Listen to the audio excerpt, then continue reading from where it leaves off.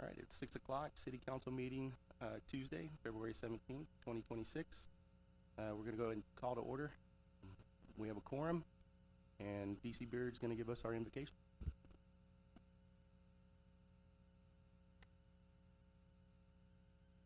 Heavenly Father, we thank you for allowing us to come in your presence again, Lord. We thank you for all that you've done for us, Lord. We ask that you'd bless this meeting, Lord. We ask that you'd lead, guide us, and direct us, Lord. Help us to do your will. In Jesus' name, amen. Amen. Thank you. To the flag of the United States of America, to the republic which stands, one nation, under God, indivisible, liberty, and justice for all.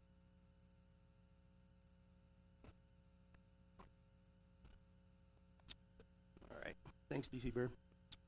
All right, we're gonna go ahead and move into public comments. The city council welcomes citizen participation and comments at all city council meetings. Citizen, Sorry, if we could go back up to open session number 1, please.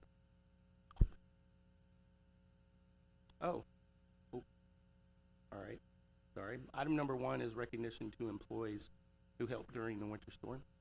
And I'm guessing that's, Yes, sir. That would be me. Yes, sir. All right. Thank you, Mayor. Mayor Pro Tem, he's not here this evening, but if he's listening, and then members of council, we have quite a crowd here this evening. Some of them are inside, some of them out in the hallway. But as you're aware, the most important asset that we have as an organization is our employees. And we definitely want to take the opportunity to recognize them whenever it's deserved and whenever we can. Tonight, we're taking a moment to recognize the employees who came through for the city in a big way during the last winter weather event. While everyone else was at home and warm with their families, they were out working in frigid weather. They were with the treacherous roads to and from work, and then, of course, while they were here. But they did their duty, but they did it under extraordinary circumstances. So I would like to take this moment to bring attention to the fact that they did their job, but they did it when everybody else was home. Is it expected? Yes. But is it appreciated? Yes. We just want you to know that you're appreciated. Your efforts did not go unnoticed, and we'd like to recognize them here in front of council, in front of the public tonight. So, department heads, if you would, give you this chance to introduce each of your employees. Garrett, I'll let you go first. Yes, sir, if you don't mind. Good evening, council, citizens. Tonight, I'm be presenting the Public Works employees that stood out during the winter storm. They were the first ones to volunteer to work all the overtime hours over the weekend. Tonight, we have Chris Barboza, Street Department, Rodney Barnett, Salvador Estrada, Brad Lennox, Parks Department, Walter Middleton, Riley Knowles, David Schulteis, Street Superintendent, and Odessa Taylor. I just want to say I appreciate you guys, and thanks for everything y'all do. thanks, guys.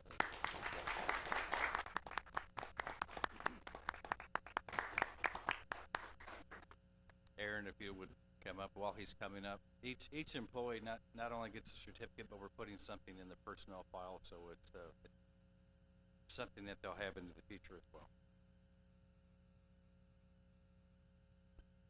Good evening. Tonight I have two of mine.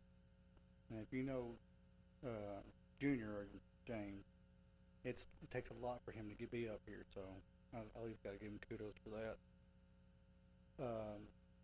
I have a total of 9. I have Corey Adamack, Corey Adamack, Michael Underwood, and Romero Gonzalez for the sewer plant. They helped run the sewer plant when it was having issues. One even stayed the whole entire night to make sure it would run for the rest of the day. For the water plants, I have Paul Reyes, Edmund Turner, Jose Perez, and Derek Del Rio. They ran the LBS water plant. It's usually a weekend turned off plant, but we ran it during the weekend, so we made sure we had plenty of water for the city and county. And then I also have Ray Aguilon and James Bradley, or Junior. If anybody knows the maintenance department, they handle all of the small issues and make sure that all the complaints or anything going on is taken care of. And they even went around, filling generators up for all the generators that had been running to make sure that we would have power even if we lost electricity. So, somewhere in here. I'll give it to you. I've mixed them up, but they're in there. Okay? Thank you, guys.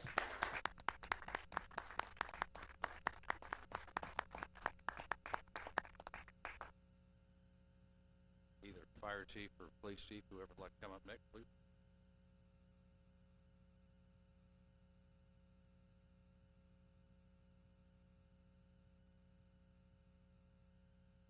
As you know, our firefighters are on duty 48 hours at a time. They work 48 night, 96 shift. But these guys, because of the weather, we had them come in extra. So some of them worked up to 14 to 24 hours extra to make sure that we had enough people on staff. Because again, if we'd had something really bad trying to get these guys in when they live far away, that could have caused a lot of problems. So we went in and had extra staffing. So we'll recognize the ones that are here tonight. Danny Beard, Jace Collins,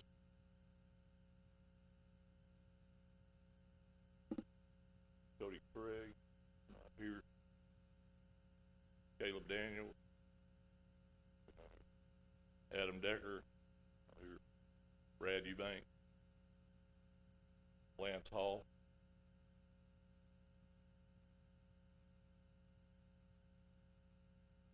Eric Hart, Jace Higginbotham, Trevor Jesse, Brandon Knoll,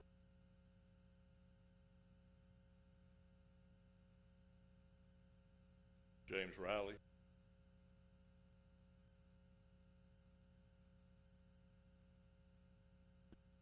Riscio Rodriguez,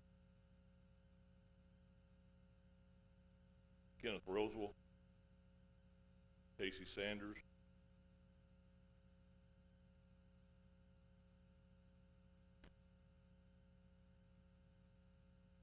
Connor Sessom, Adrian Side,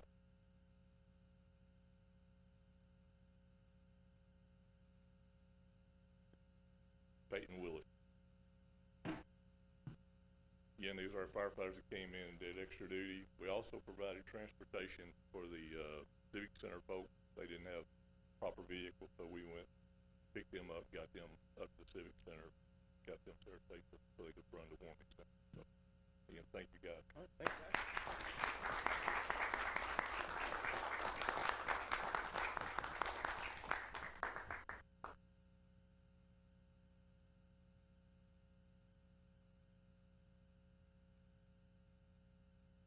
Good evening. Grateful to be here with you. From the police department, I'll start with Animal Control Services.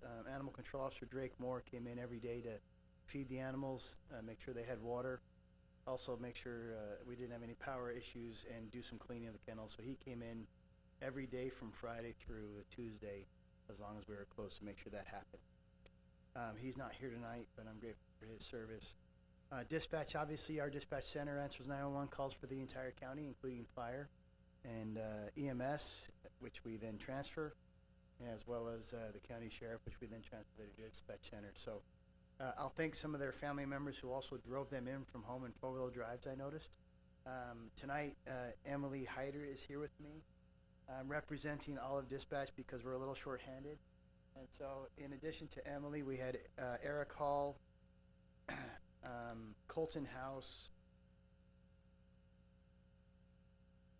Isabella Medina, Iris Paco, Art Ramirez, and Kiana Stewart, who all came in from dispatch. So thank you, Emily, and from our dispatch. We also had our, you guys probably heard about a baby who got dropped off in a parking lot. And our crime victims advocate came out and worked several hours with patrol during that day. Melissa Horton came in and worked during that storm as well.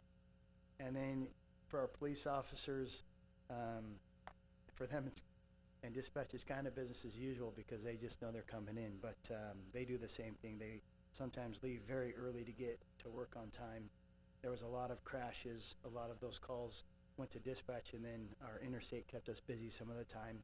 And some of the roads, as they pushed a lot of vehicles back onto the street or got them going. So, I have tonight with me Sergeant John Beasley and Officer Cesar Guerrero are here. I think the rest of their crew are currently on a call, so they couldn't come in tonight.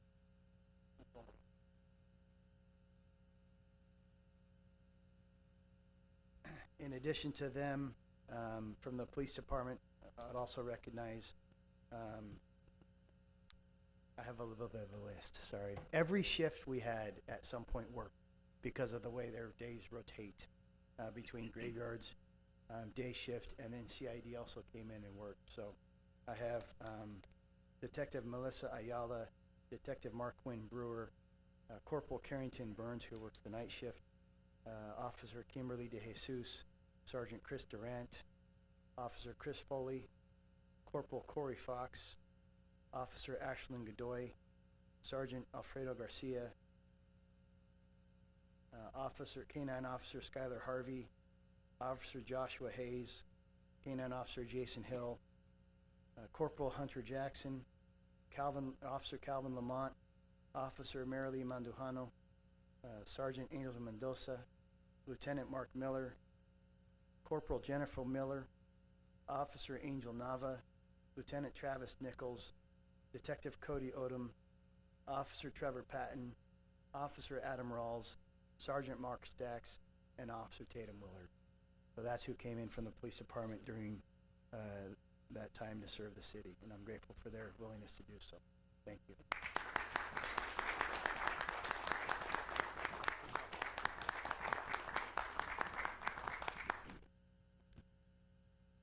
I believe we have one more.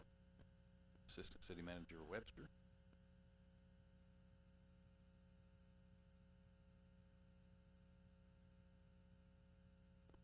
They saved the best for last.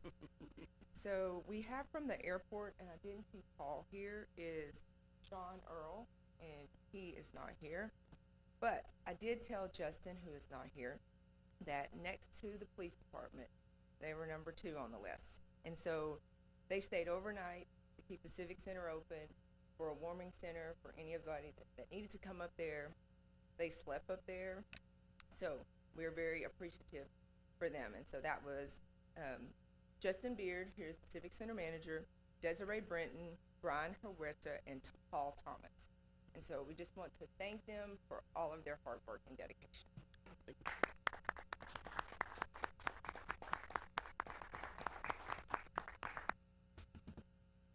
That's all we have. Thank you. All right, thank you, everybody. All right, we'll go ahead and move on to the public comments.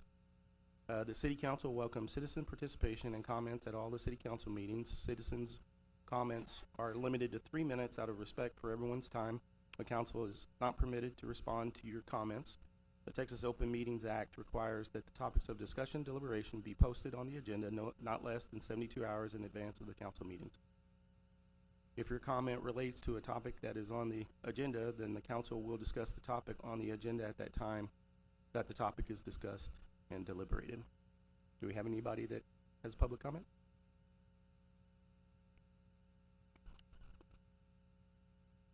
All right, we'll move on.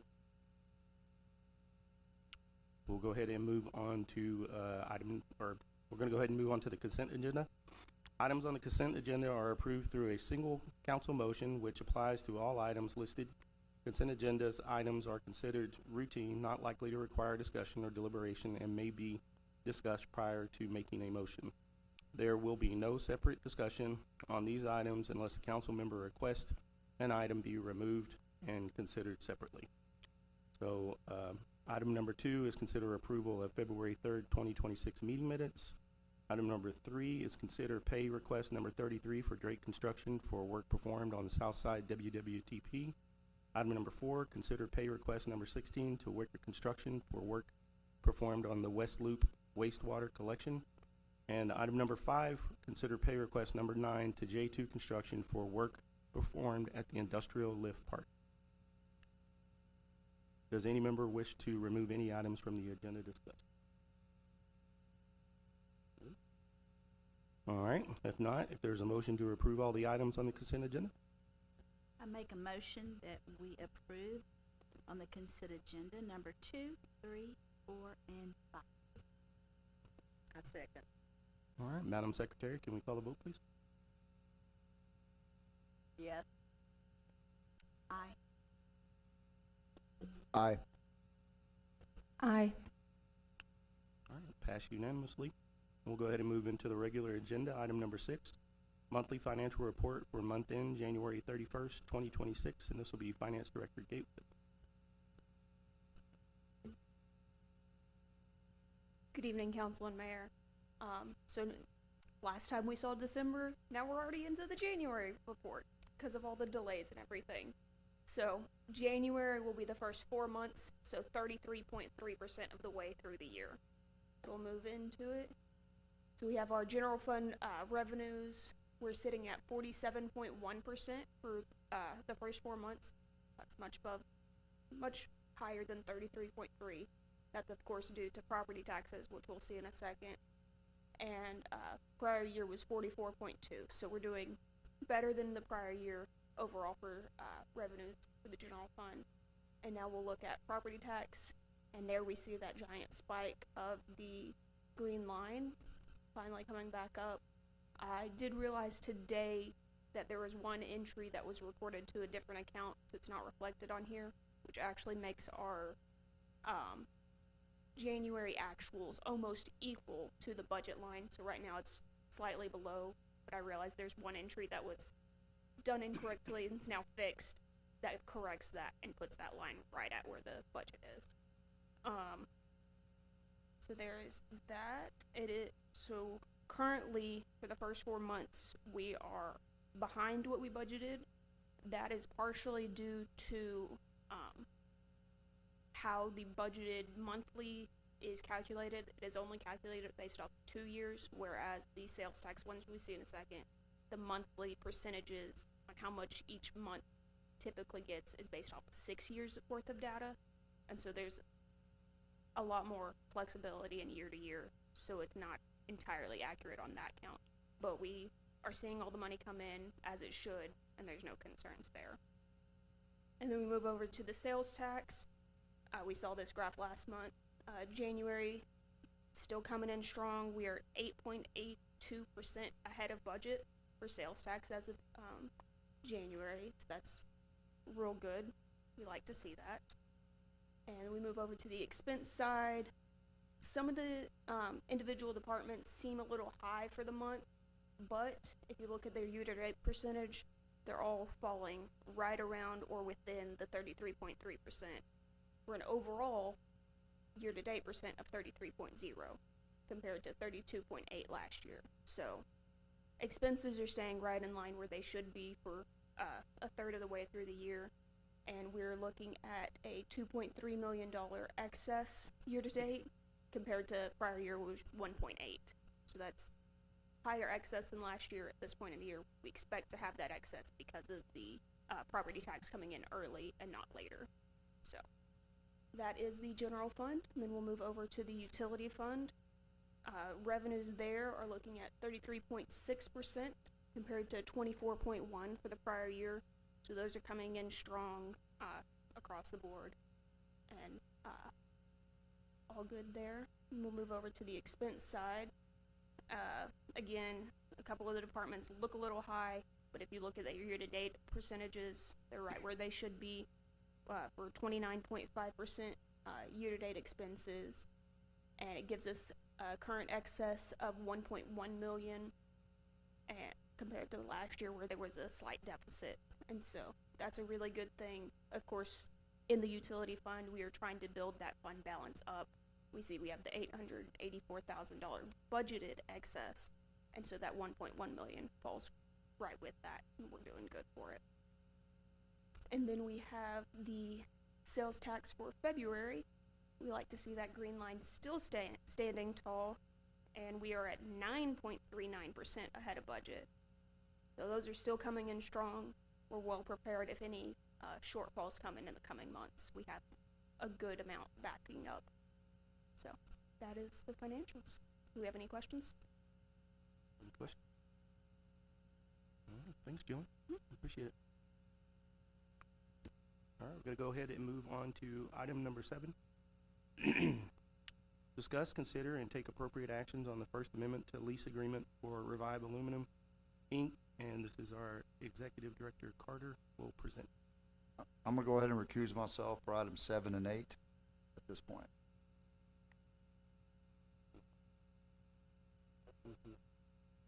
Oh, no.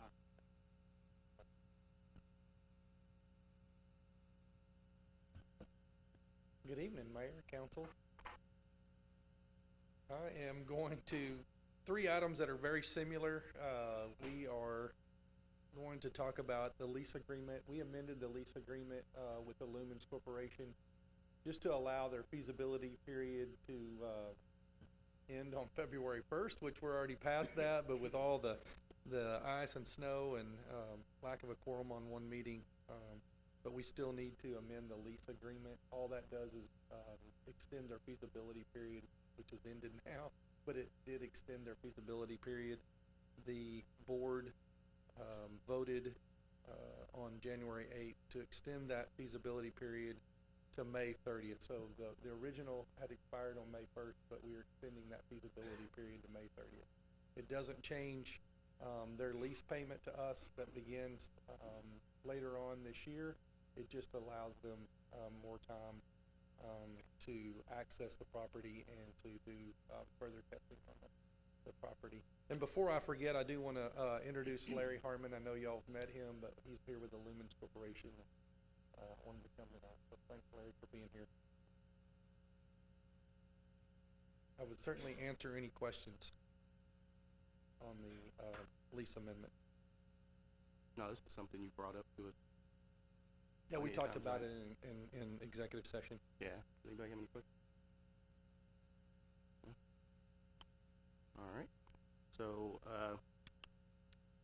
let's go ahead and get a motion. I make a motion to approve First Amendment to Performance Agreement for Revive Aluminum. I second. Madam Secretary, can you get a vote, please? Aye. Aye. Yes. All right, move on to, passed unanimously. We'll go ahead and move on to item number 8, discuss, consider, and take action, appropriate action on First Amendment to Performance Agreement for Revive Aluminum, Inc. Okay, this First Amendment would allow the Lumens Corporation or Revive Aluminum, Inc. to commence construction by June 1st, 2026 and complete construction by June 30th, 2028. That changes their construction start date by about 8 months. They are working on their bond financing and expect that to happen in the next 4 months. And so we expect them to start by June 1st of 2026. And then they would need to complete construction by June 30th, 2028. The EDC board did approve that on January 8th, 2026. Like I say, it doesn't affect their lease payment to us. It just affects their construction date. We want them to be successful, so allowing them a few months of grace on starting on June 1st really does not have a large impact on us as a community by allowing them to start later than expected. All right, any discussion? Okay, we'll get a motion. I make a motion that we accept the, I'm trying to make sure I'm on the right line. The agreement for Revive Aluminum, the First Amendment for Performance Agreement for Revive Aluminum, Inc., DBA Aluminums. I'll second. All right, Madam Secretary, get a vote, please.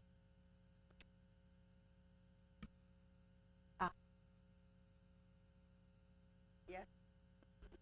Aye. All right, great. Moved on unanimously.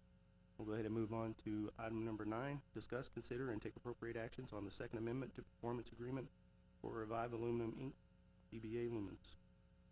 So what this amendment would do is it would allow, Revive Aluminum, done business as Illumins Corporation, to access some of the funds that were committed, in the original agreement that the EDC board approved and city council approved, earlier in the year. This would allow them to access up to $750,000 of qualified expenditures, and what that means is those expenditures have to be related to equipment, construction, or site preparation for the site that they are leasing from us. These funds would only be paid as a reimbursed expense, so they have to expend the funds first, and then they can submit those paid invoices for us to reimburse them. With these early reimbursement, we feel that the $750,000, we have protection on that $750,000. It's either going on the site that we own, or it's going on equipment that we could recoup if the project were to fail. You know, fortunately, we don't want that to happen, but we want to protect the taxpayers of Mount Pleasant with this, and it gives us an easier avenue to claw that money back if something were to happen. Or we would have that expense that went to a site that would help us utilize that site further on down the road if this didn't happen. So, the board did approve this on January 27th, 2026. All right, any discussion? And those funds would come out of their original agreement. It's not in addition to what we already promised. And that's what I was gonna bring out, Yep. 3 points. One is the money is already approved and has been since we got into this. Yes, ma'am. Secondly, that there's no money up front. This is what they will be reimbursed for, things done on the land or equipment, and this was already approved, so there's nothing that's left given up front without any documentation. That's correct. Yes, ma'am. Great job, Tim. All right. Let's go ahead and get a motion. I make a motion to approve the second amendment to performance agreement for Revive Aluminum, MPEDC board approved on January 27th. All right, got a second? Second. All right. Madam Secretary, can we get a vote, please? Aye. Aye. Yes. All right, pass unanimously. Larry, we appreciate you, and Richard. And we appreciate you. Thank you, All Mayor. your awesome work. Appreciate y'all. Appreciate the partnership between the EDC and the city. I think things are clicking along. Heck yeah, it's exciting. All right.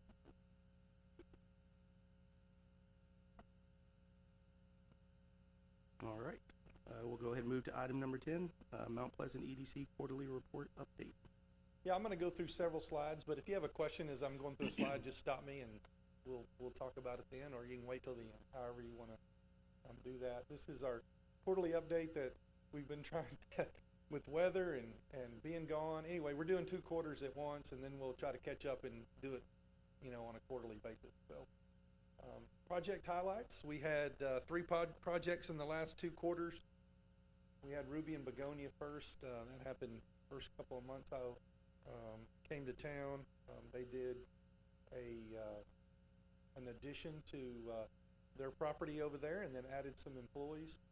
Laura's Cheesecake, they are adding a commercial kitchen on over on Ferguson Road, and so that's exciting to deal with their distribution and manufacturing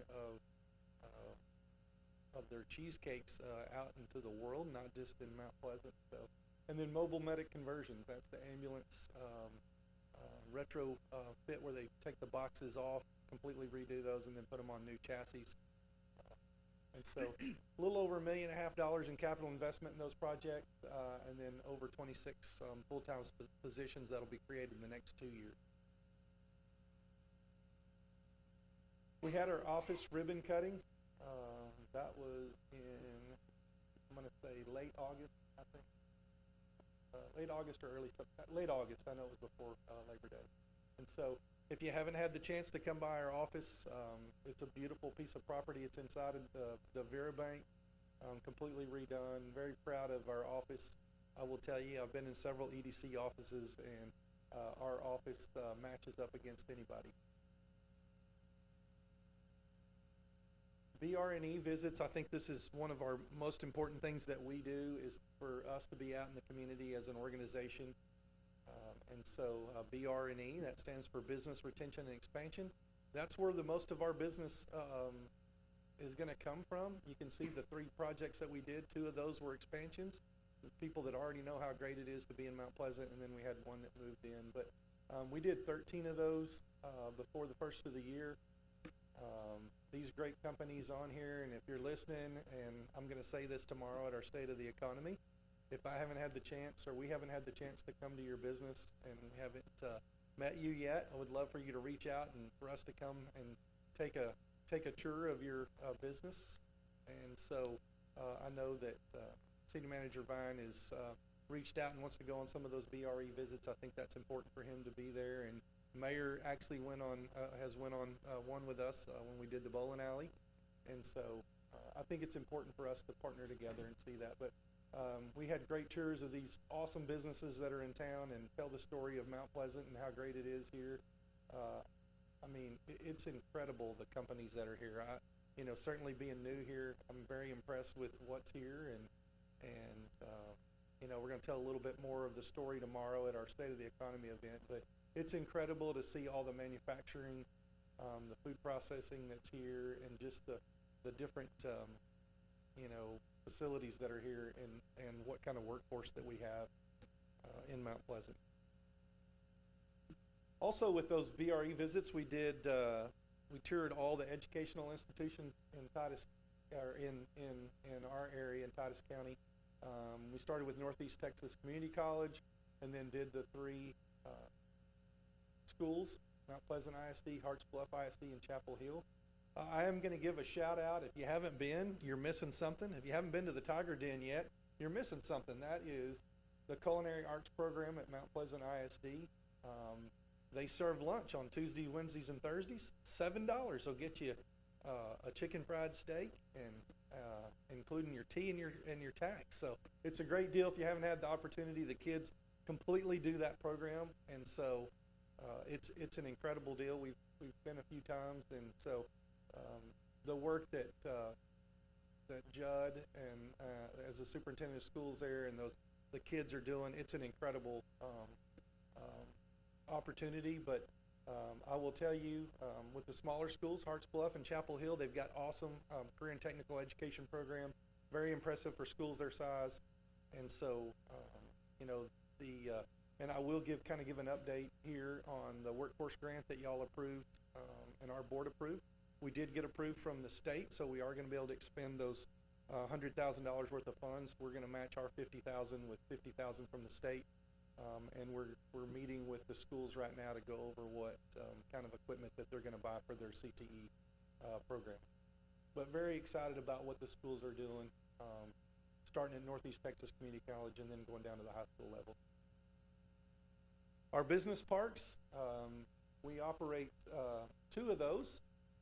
Cypress Industrial Park, that's down south, right across to the west of the airport on 271. That sign was a little rough whenever I got here. We've finally got some letters, painted them gold, and I was reminded, one of our board members goes that way to work every day, Daryl Grubbs, and he was telling me the letters were off about the first month I was here, and so we finally got that fixed. And so anyway, I do want to shout out to Newlyweds. They're gonna start maintaining that area around the sign for us as just a courtesy. That way we don't have to try to get somebody down there to mow that. So I appreciate Newlyweds for stepping up and taking care of that. I-30 Business Park maintenance, we've done a lot of work at the business park as an entity, not that I was out there chopping trees or anything, but every tree in the business park is down. We actually finished that up a couple of weeks ago. There were trees in a phone line that we had to have special, they came and pulled those trees actually up instead of knocking them down. They reworked the creek, you can see that, and then we had a group come in, redo all the landscaping, plant some trees, and so it's looking great. I can't wait till spring when it starts turning green and what that looks like. But we did have the letters painted on that business sign as well, and then we added lights to the signs on both sides of the I-30 Business Park. They were the old kind of lights and were in very bad shape, so we had those changed out to LEDs. And so I do want to say, give a shout out. We do appreciate Garrett and his group helping us with the lawn maintenance there. Appreciate that. So if you haven't had a chance to go by and look at those, we're going to start marketing the heck out of that business park. We're going to try to get it filled up. So this is something that we did, I think, 10 years ago as a country, opportunity zones. And so with the new bill that was passed, House Resolution 1, that took effect this year, the Opportunity Zone program is going to be renewed. And so each county can submit up to 50 tracts in their county to be put in the Opportunity Zone program that wasn't previously. You can resubmit some that were in, but you can submit some that were not. With the old rules 10 years ago, each county was supposed to submit like 10. Some counties submitted 30, cheated. I will just say that. And a lot of those counties got those 30 because they over-submitted, and we had to. So this time they're saying that 50 is what we can submit, and they're going to hold everybody to that 50. So I know that I'm going to be working with Rob and then county judge on what to submit there. They're supposed to be bringing out a new map of the census areas that are going to fit, because there is some income qualifications, and some areas are not going to qualify for opportunity zones. But this time is going to be handled through the Governor's Office for Economic Development. It's going to handle the opportunity zone mapping and all that. So we have to submit everything by June, but I'm going to get with Rob and Judge Cooper on what tracks maybe to submit. So I know we'll be setting up something soon to kind of look over that, but just kind of wanted to get that on everybody's radar that we want to do that. What it allows us to do is to attract outside investment in our community and it gives them some tax breaks for going in some low income census areas. Our I-30 Business Park is currently in an opportunity zone. State of the Economy Luncheon, I talked about that. It's open to the public, and it is the Chamber's helping us put that on, but we're going to have a greeting from the mayor's going to be there to do a greeting, and then Rob is going to talk about the state of the city, and then the EDC will talk about the state of the economy from the EDC perspective. Will be some of what we talked about tonight, and maybe a couple of things more. And then we're going to have a guest speaker, Lori Vincent, who is one of the experts on rural economic development in the country. Some other updates. We did receive our last payment. Diamond C paid back their incentive that they ended up not taking. So we have gotten the full repayment of $1.4 million. I think we had all of that was paid except for there was one payment made in October. So we have one payment that was made in this fiscal year. We did change the EDC meetings to every second Thursday of the month, just to kind of have that set, except for this month I've messed that up, so in March. But we're going to move that towards the end of the month. But we did do a Boots and Biz Leadership Dinner that was hosted, I think, in November. We're working on a few things with the city, and I've gotten the preliminary kind of agreements to look over for the city attorney to look over, and that is a fiscal agent agreement. We don't have a fiscal agent agreement with the city. We pay $15,000. The EDC does for our financial accounting, for us being on the city's payroll. And then also I have worked on updating the bylaws, and then I know that Rob is working on an incentive policy with the city. As soon as we get that done, then the EDC will work on an incentive policy as well. The EDC staff did attend a few different things. We attended, all three of staff members attended the TDC. That's our Texas Economic Development Council. That's our state association, our annual conference. Jeanette and I attended the Team Texas Summit. That's a group of site selectors came. This year, Waco hosted that. Clarabelle attended Basic Economic Development in Dallas. Jeanette and I did a sales tax workshop, and so that's required of us every 2 years to attend. And then I attended the economic, workshop that's, there was about 27 or 8 stock consultants that, met, in Atlanta. Actually, Atlanta. Coming soon, we are working on our website. We're going to premiere that tomorrow, and so kind of a teaser for tomorrow. We're going to at least let you know what it looks like. It won't be operational tomorrow, but we're hoping in the next week or so. But we're at least going to get to see what the theme looks like, and it is going to be bold. I'll just tell you, it's not going to be a website that anybody's ever seen. It took me a minute to get there, but you know, the website for the EDC is not for, you know, the folks in Mount Pleasant. It's for folks that want to come to Mount Pleasant, for like, that want to bring a business. So we are really marketing towards site consultants and outside companies that want to come. So it is a bold looking website as far as recruiting. And so I don't think there's one like that. There's a lot of black and white pictures, and so that's kind of the teaser for tomorrow. I'm excited about that because there's some colors that stand out in those black and white pictures that really make them really vivid, and I'm excited about our website. So I would certainly answer any questions. I just want you all to know how much I've enjoyed the last, I can't believe it's already been 6 months. I think we've got things rocking and rolling. Obviously, you know, we've got to get out there and do some more marketing. We want to fill up that I-30 business park and come to y'all and spend some money and buy some more land, but I want to fill that up before we do that, or at least halfway fill it up before we do that. But I certainly appreciate the opportunity, and certainly would answer any questions if y'all have questions. I Kelly, just want to say thank you. Thank you for being here. Thank you for working with us, and thank you for everything that you bring, the hard work. And I know the EDC board loves you, and I'm grateful that we are where we are today. Thank you. Appreciate that. The words right out of my mouth. Council member, I know you got a question. It's not a question. Okay. She took the words out of my mouth. Breath of fresh air. And it always happens. So anyway, Yeah. but that's okay. She just moves quicker than me. Yeah.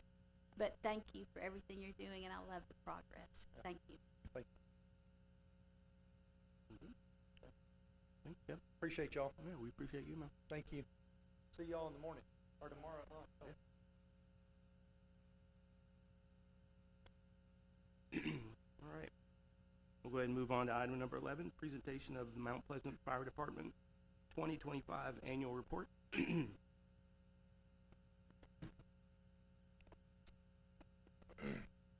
Mayor, council, they said, you should have a copy of the whole report in your packet, and we'll just kind of go through some of the highlights. So basically, it's an overview of our operations and what we've gotten accomplished, and the trends, our volume, our staffing and response, and some of the challenges that we're facing with service delivery. So some of the things we were able to accomplish is we added more portable radios, migrate towards our 700 meg system. The police department, we're actually trying to get that county-wide, getting everybody over onto that. The alerting systems at both stations, that's when the police department, the guys are asleep, this is what wakes them up, gets the message to them. We're continuing to buy turnout gear, so they have 2 sets of gear, so when they come back from a structure fire, they can take one set off, put it in the washing machine, get all the carcinogens out of it, and basically cancer is basically what's getting our people, the firefighters, not necessarily ours, but nationwide. Thermal imaging cameras, we replaced some old ones. Those allow us to see through smoke. Basically, it reads the heat signature. So if we're inside looking for a victim inside the building full of smoke, it's kind of like looking at a black and white TV. You can see the outline of the body. It also helps in finding hot spots. When we've got the fire knocked down, fire hiding in the walls, you can use that to find those. And then also gas monitoring. We have 4 gas meters, natural gas meters that we can use to go out and detect if there's any gas leak. We also started replacing our hose. Some of it's quite old, with new hose and nozzles, which is quite more efficient, delivers more water, less pressure, not as hard on the guys having to maneuver those things. We're also able to restore one of our firefighter positions. Budget, our budget was actually about $300-something thousand less than what it was in '24. Busiest day of the week, Tuesday. Busiest time of the day is at 3 p.m. Really don't know why that is, but that's what it shows.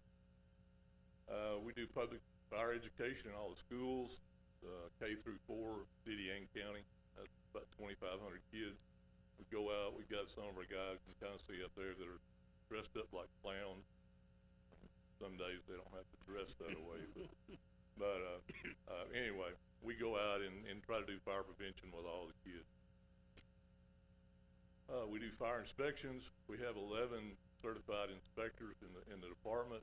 Our inspections are based on 1, 2, 3 year period, and that's based on how much hazard there is to a business. Some are low, some are high, like the schools every year, hospital every year, nursing homes every year. Some of the ones, businesses maybe 2 or 3 years. We did 294 inspections this year. Emergency management is also in the fire department. We have an emergency management plan that has 22 annexes over a variety of different things. We have to review those every year. And then every 5 years, we have to resubmit them to the state for their approval. We have an emergency operations center, which the primary is at Station 2.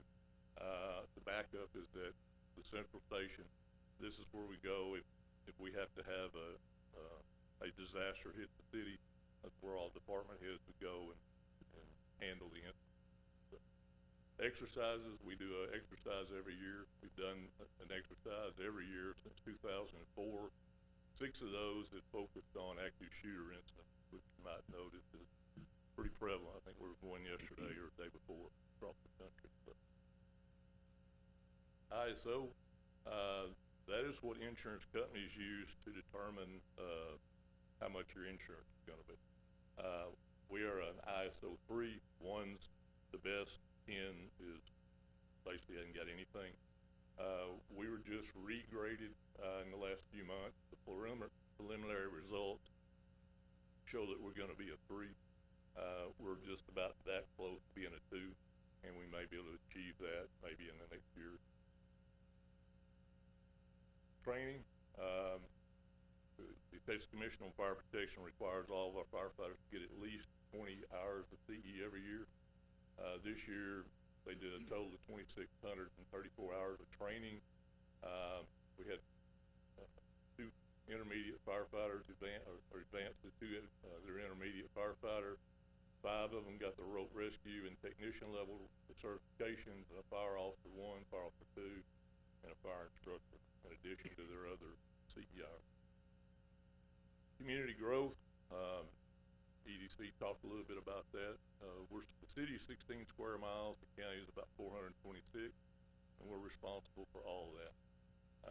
Retail trade area, based on chamber numbers, is about 106,000 population that might come into the city, and on any given day, about 24,000 people are supposed to be in the city, estimate. So we continue residential, commercial with the Anderson Crossing, the new apartment buildings, hotels, the chain stores, and homes. We continue to grow within the city and in the county. Our staffing, we have 32 total firefighters. 2 of the shifts have 11, one of them has 10. Our minimum staffing is 8. Those guys have to take their vacation, sick leave, and that kind of stuff. So we will not run with less than 8. We still have 4 firefighter positions that remain unfilled. Combined department experience is 528 years with our command staff. 80% of them have over 20 years on the job with us. The rank and file, they average about 10 years. Our volunteer fire departments out in the county, which we depend on when we go out there, there's 7 volunteer departments. But just like all the departments in the state and nation, they're having trouble getting good people and retaining them and being able to respond. We appreciate the ones that do. We have some that are really dedicated and make the calls. We depend on them to bring us water in the county because there's no hydrants out in the county. So they have to bring us water, and we depend on them for manpower too. again, there's 94 members on the VFDs, only 21 of them are trained to help fight interior structure fires. And then only 3 of those consistently respond to calls. Of the overall 24 of the 94 respond to 25% or more of the calls. So you can see we really, again, they do the best they can. You know, it's just not like it was 10 or 15 years ago where people were able to get off jobs, you know, be able to respond whenever they could. Now, that's, and it's not just Titus County and Mount Pleasant, that's across the state and nation. Mutual aid. So, again, like if Mark needs help, there's trained T-Close, which is their equivalent of the Texas Commission on Fire Protection. They have officers within the county and around them that are trained and can come help them. For us to get certified firefighters, Texarkana, Longview, Suffolk Springs, Harris, that's an hour and a half away for us to get people that are fully trained structural firefighters. So the city-county fire protection agreement, this is our second year of operating under the new agreement. 10 years, the funding was reduced 50%, went from 1.3 down to 650, and there's no escalator. So the city has to absorb all the increases in any operational cost.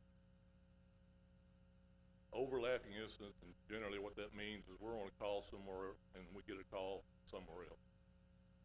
In 25, 7.3 of the calls, which was 70 out of the 957, were overlapping. However, in 22, it was as high as 16% of the calls overlapped. We've been extremely lucky that those overlapping calls weren't 2 critical calls at the same time.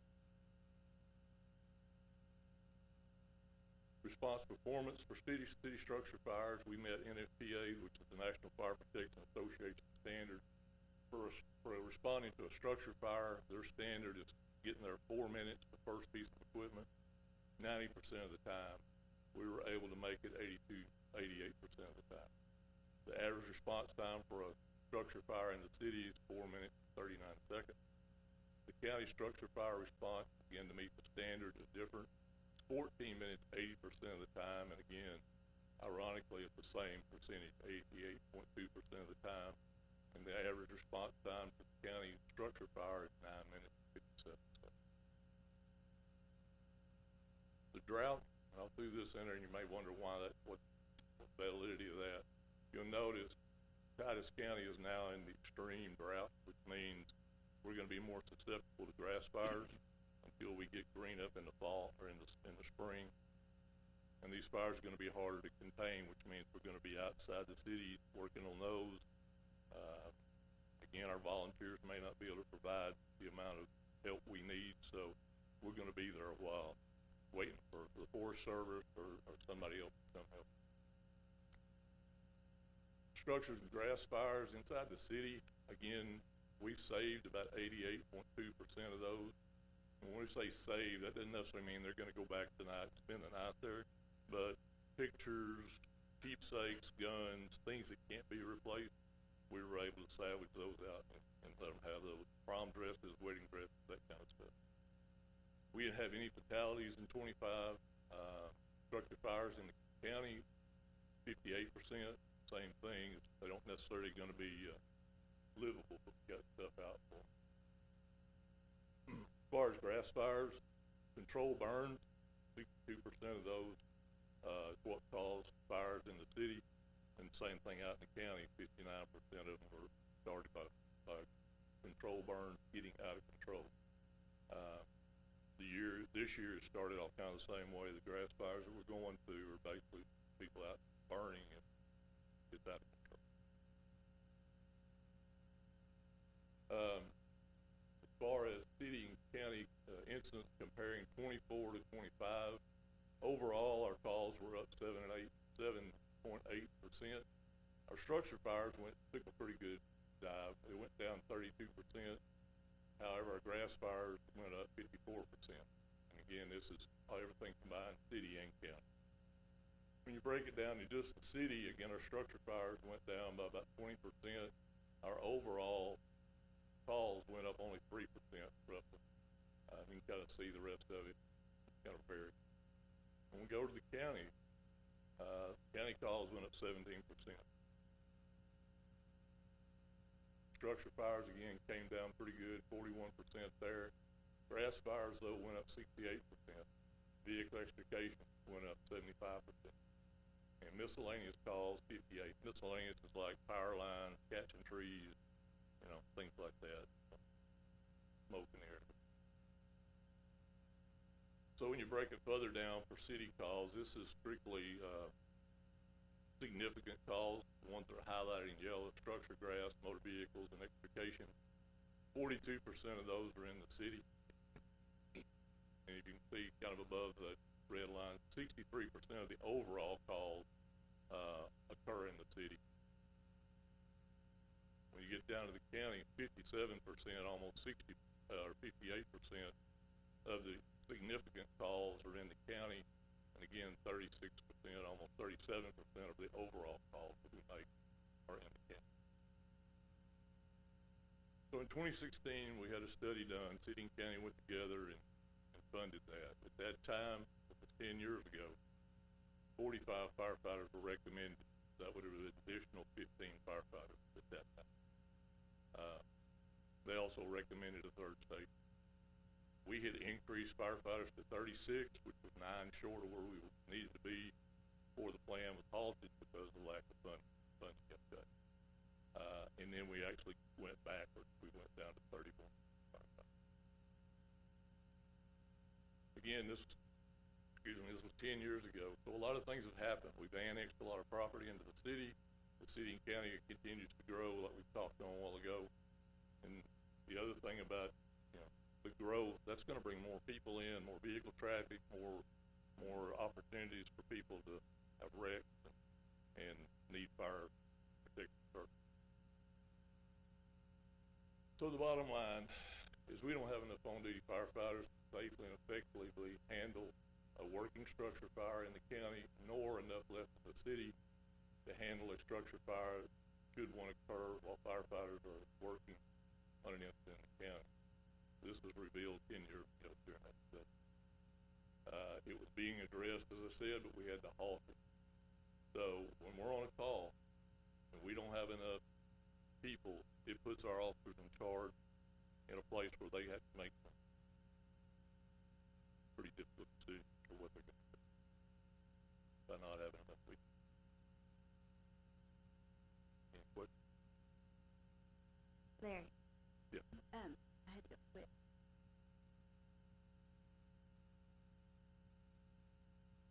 I do not have a calculator. Cause I gave my phone, it's back there. So, 17% of 650,000 is close to $111,000. Basically, that we're not being covered for going out in the county. Your timing. I'm assuming that those numbers are right. Again, you kind of got to consider the big. You kind of got to consider the big picture too. It's not just the call we're making in the call itself. Is you have to pay for the whole picture. You know, the guys are on duty they're on 48 hours, 24 hours a day. The standby time to keep the lights on, keep the gas on, keep all that kind of has to be considered. So, my budget this year is a little over $4 million. If you just take the calls that we make in the county, I think it was like 36% of that. Roughly 36% of $4 million is about $1.3 million. And since your calls are going up in the county, that's what I was looking at, was county. And your vehicle extractions, is that, like the vehicle extractions, is that I-30? It's a little bit everywhere. I-30, 49, 67, they're all over the place. Yeah, and a lot of we'll talk about it, the next item I've got to talk about. A lot of these vehicle accidents, these aren't people from Titus County or even Mount Pleasant. They're just people passing through it and decide they wanted to have their wreck here. And so, or maybe they didn't decide that, but that's where it occurred. And so we have to go take care of it. Chief. saw a lot of comments lately about the fire stuff and all. Is this report, can you make this available to anyone who Oh, would yeah. like to come and get a copy of it? Yeah, we usually post it, and I'll get with Candace. We put it on our website, QR code, link, everybody can get to it. Yeah. Oh, I can get you a piece of paper too. Oh, yeah, you should have it there. But yes, this is available to anybody.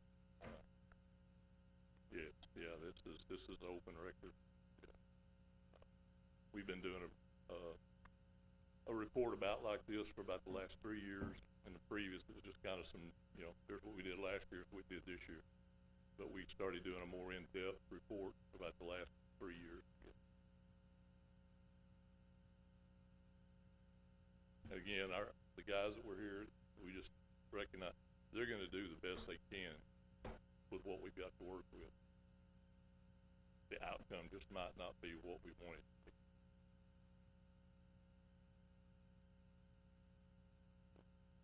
Any other questions? Thank you, Chief. We Thank you. appreciate you. Thank you.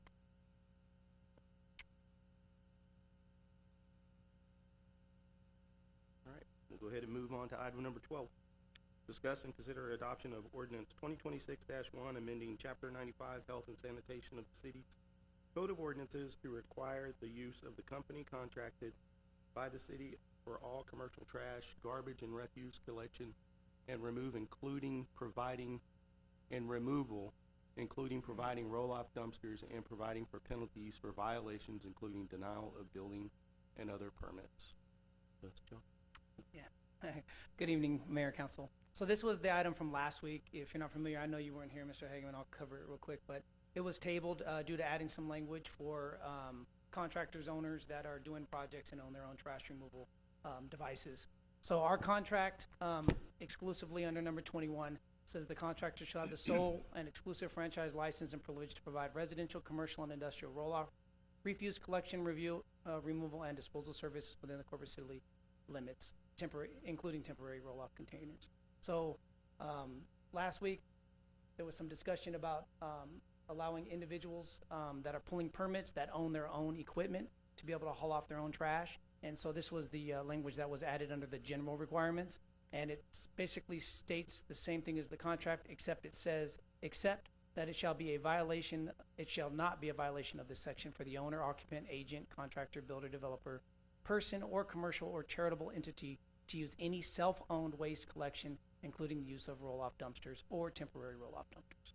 This section does not apply to recycled material as well.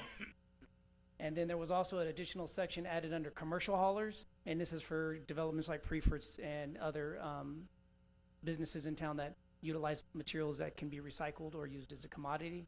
And so at the end of the section down here, it says this section does not apply to recyclable materials as defined as by Chapter 361 in the Health and Safety Code. And then there was one other section added under Section 4 that basically just clarifies again that this ordinance does not apply to recycled materials.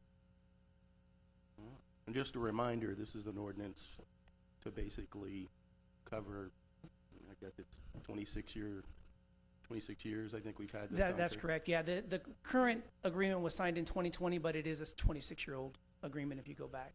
It's just been re-signed every so many years. There's just no ordinance was ever in There was no place. ordinance to enforce it, that's correct. Any questions? Yeah, I have one. So I did get a few phone calls on this, and just coming from the construction industry, it did raise an eyebrow when I had a few guys say, if we're forced to use a Republic dumpster, I'll just pick, a contractor gets a commercial job, has liquidated damages tied to it, they have to use the Republic dumpster. Republic picks and chooses when they want to pick up the dump. The contractor's on the hook for whatever that value is if they miss their dates. How, what's the commitment from Republic if that contractor is forced to use that dumpster to follow a given schedule to not cut people's wings off effectively? Yeah, there was actually a representative here last week, and he basically said that, he would ensure that, I think they have, is it a 1 or 2 day turnaround or something, but other than that, if they need additional dumpsters, he would like them to schedule in advance So for example, if you're doing an apartment complex and you know, hey, tomorrow I'm gonna need 5 dumpsters, if you contact Republic and say, hey, the next couple of days, we need you guys to come change them out, you know, every 4 or 5 hours, then they'll make that happen. They'll put a dedicated guy, he said, on that particular project to make that happen. So what happens when they don't? Oh, well, then the contractor's probably gonna call me, and then I'm gonna get a hold of Republic and say, hey, we need to get somebody out there to get that stuff picked up. And we'll see what the response is. I mean, according to the gentleman that was here, they would take care of it, but time will tell. Okay. Appreciate it. Thanks, John. Is there anything we can add to the ordinance for that protection? Because I got several calls on that also.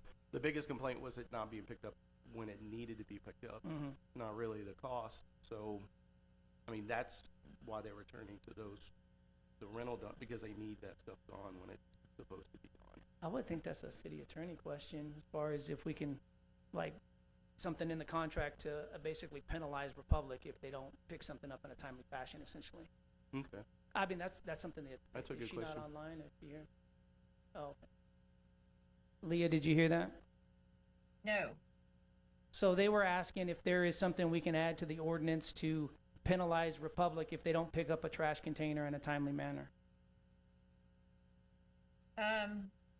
It's really more of a contractual matter than it is a ordinance matter. So I was just, I had the contract up, and so I was trying to look through it and see a couple of things, but I think it's more, I think it would be handled as a matter of contract.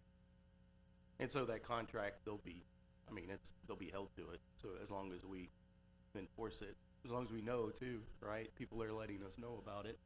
I think it's something that we can help with, you know, just the accountability portion of it. Yeah. So, okay.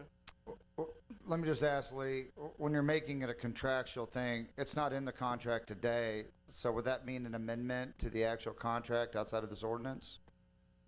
Yes, I think, yeah, it would definitely be outside of this ordinance, and, but yes, I think you would, without having read the contract for this purpose, but I would say first you would talk to Republic about your expectations on that, and then work on some sort of potential amendment to the contract to address it if needed. I didn't hear. I mean, my thought is if we need to, like, before we pass an ordinance, like, sounds like we need to, like, get the contract squared up. If we pass the ordinance, then there's no need to resolve the contract. Yeah, that's what I would, there's, Yeah. basically, we can put that ordinance in place, but correct the contract so we can put it in place to protect our taxpayers. Okay. I know, you're gonna kill me, Sean. What's that? I said, I know. Sorry, I wasn't here last week. No, Yeah. it's just, yeah, I don't know what, I guess on this one, you just deny the ordinance then at this point, because if you table it, I have to bring it back again next week.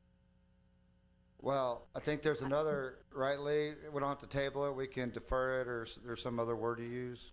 You could table it until another date certain. Like you could say you wanted to table it until the second meeting in March or whatever you wanted to do. Okay. Or you could table it until after some discussion with Republic of this contractual matter.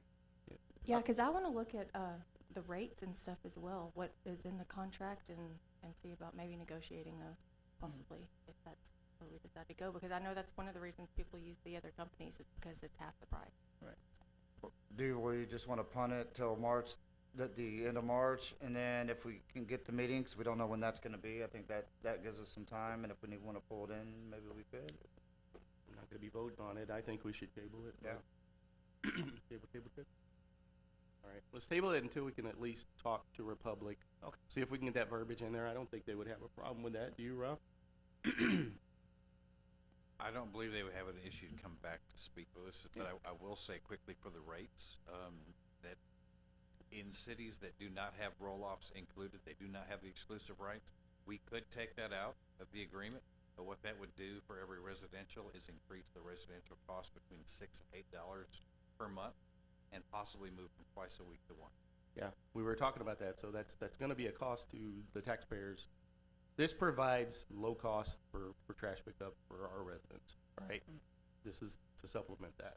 So if people are passionate about it that are in the city and don't mind their trash rates going up that much, just let us know, which, yeah, exactly. I don't think anybody's gonna do that. Yeah, but I mean, I think at the end of the day, the way I read this ordinance and how the contract's written, I mean, I think the intent here, right, we're trying to get back to before 2020 when how it was, but something's changed there. We have people that have created a business in that gap, right, that could potentially be impacted. So I think, in my opinion, this ordinance would, if we can change it to help the contractors not be impacted on their agreements, because they have to, win a bid, whatever that looks like, then really, we're really focusing this on just, I would call it bad actors, right? People intentionally trying to subvert, and that's a smaller population. But, Well, right? something from the last meeting, Republic, was talking about things they have to deal with is franchise fees. I think a $5 million, insurance that they have to keep, and they were asking the people with the private dumpsters, do they have that, and that kind of stuff. So, again, we wanna protect everybody, right, that is using our dumpsters or their dumpsters, So that's something we gotta think about too on the cost of it. Yeah, I'm just falling back on the schedule, right? Yeah, That's yeah. why. Oh, yeah, I That's agree the with big you thing, 100%, because, cost of contractor tens of thousands of 100%. dollars depending on the project. Yeah, okay, so we'll table it? Yes. All right, and we're just long enough for us to talk to Republic. Thanks, So, John. Mayor, may I suggest that you have a formal motion to table it until, I guess, the matter with, however council sees fit. All right. Good afternoon. Listen, my leg is asleep from bouncing so hard. I'm a nervous wreck. I hate speaking in public, but here we are. Good evening. My name is Taylor Smith. I'm a local business owner, property owner, and proud member of this community. I'm here to speak about the dumpster ordinance and what it means not for just businesses like mine, but for the citizens, property owners, and families who rely on local service providers every single day. I would like to clarify something important, that the contract with Republic grants them service rights, but it does not require the council to criminalize competition or eliminate local businesses through additional ordinances. This council still has the authority and the responsibility to act in the best interest of the citizens. Creating a monopoly is a choice, not a legal obligation. Local businesses don't just provide a service. We provide accountability, responsiveness, and compassion. Recently, we helped an elderly widow whose home had become unsafe due to hoarder situations. We donated 7 40-yard dumpsters and only charged the landfill fees because another community member was doing all of the work with him and his wife alone. Today, she is living in a clean and safe home again, and that would not have been possible at corporate pricing. We also recently donated a dumpster for an upcoming benefit for a young man in our community who was diagnosed with congestive heart failure. The same disease that took my own father from me just 10 months ago.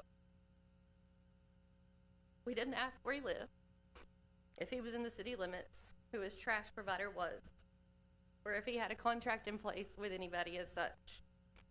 We helped because he is one of ours. I have to ask, under this ordinance, am I supposed to stop doing that? Am I supposed to add disclaimers before helping someone in need? Am I supposed to help tell a struggling family no out of fear of violating an ordinance in our city? Because that's not who we are as a community. My company carries full general liability insurance. We have a perfect safety record. With a fleet of approximately 50 dumpsters and 2 drivers, our average turnaround time is about 18 hours. We operate when our customers need us to, so their homes, projects, and livelihoods don't sit still waiting on services. We offer transparent set pricing, no hidden fees, no fuel surcharges, no delivery fees, just honest service. I would respectfully ask the council to consider this. If Republic is the 2nd largest waste company in the nation, why are they leasing trucks from other companies, dumpsters from other companies, drivers from other companies, to meet the demand. Local businesses are not the problem. We're helping carry the load of this growing community. Competition protects citizens. It keeps prices fair, it keeps service responsive, and it keeps providers accountable. This decision is not just about dumpsters. It's about whether local businesses are still allowed to serve the community that we love. Because when someone in this community is hurting, I don't check a contract. We show up, and no ordinance will ever change the fact that this is our home and these are our people. Thank you. Thank you. Hey, Taylor. Mm-hmm. How long y'all been in business? What's the name of the business? Where all you serve? I mean, are you serving primarily in the county or city and county? We serve all the way from Paris, Sulphur Springs, New Boston, and even have a couple of dumpsters in Longview. I would say 10 to 15% of our dumpsters are close to the city, if not in it. 10 to 15 a month, I would say. The name of our company is Smith Waste Solutions. They're the hot pink ones. See my hot pink shirt? 10 to 15 dumpsters to Republic is not the end of the world for them. But, they had mentioned that they donated $10,000 to a charity in our area last year. And I was thinking, golly, if you're the second largest in the nation, I went and checked my QuickBooks, and we had given back $27,000 back to our community, because that's the kind of people that we are. And if anybody asks to donate, here I am.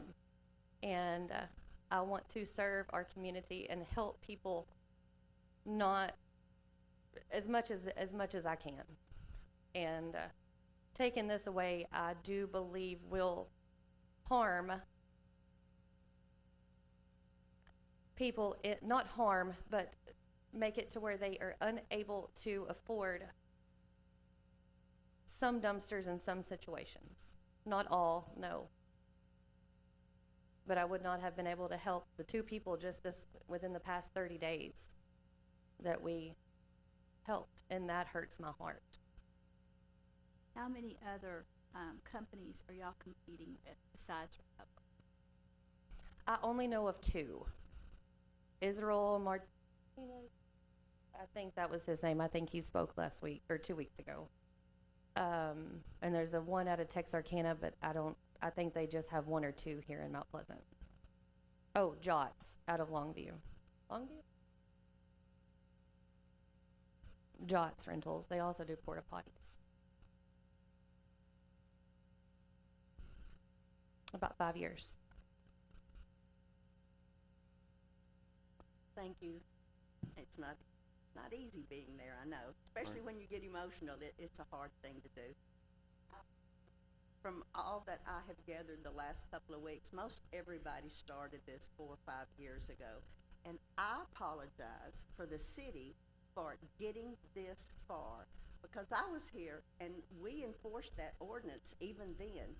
And how we got to where we weren't advising people that was in effect, that was in the contract, no matter how this goes, for that, I apologize to all of you that came here and opened a business and weren't made aware of the issue. Thank you. Yeah, and that was the one thing I wanted to say. It's not, the contract has been in place for like 26 years. It's just, they should have put this ordinance in a long time ago. So we're just trying to do what we're supposed to do as a council. So I'm with you. The monopoly thing and everything else is throwing me off. But I also understand that, I understand the franchise thing with them, with the rate that they give the residents and stuff like that. So it's tricky. I have a question, because I'm not an expert, but with the franchise agreement, so McDonald's, Chick-fil-A, Burger King, Sonic, don't they all come with a franchise agreement that nobody can make another Chick-fil-A sandwich or another McDonald's sandwich in town, but they can make another hamburger or another chicken sandwich? Is that correct? I have Is no that idea. kinda how that is? This agreement is exclusively with the city, so McDonald's does not have I'm an just making a agreement. comparison. Sure, but McDonald's, the other restaurants, they don't have an agreement with the city. If they did, then you might have something like that. But this is just specifically for trash. Yeah, and that's the point for the franchise, is to get the lower residential rates. It's the same way whenever I first got here, I think the cable company is franchised here also.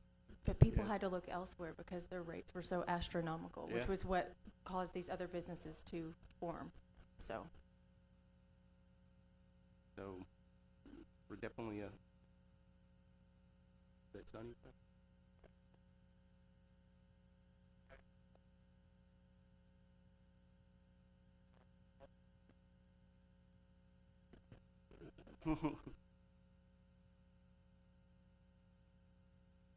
I'm Jimmy Bond, council and mayor. Last time when Republic was here, the gentleman harped on how much his insurance was, liability, $1 million, I believe that's what's Five. correct, $5 million, stand to be correct. My question to you,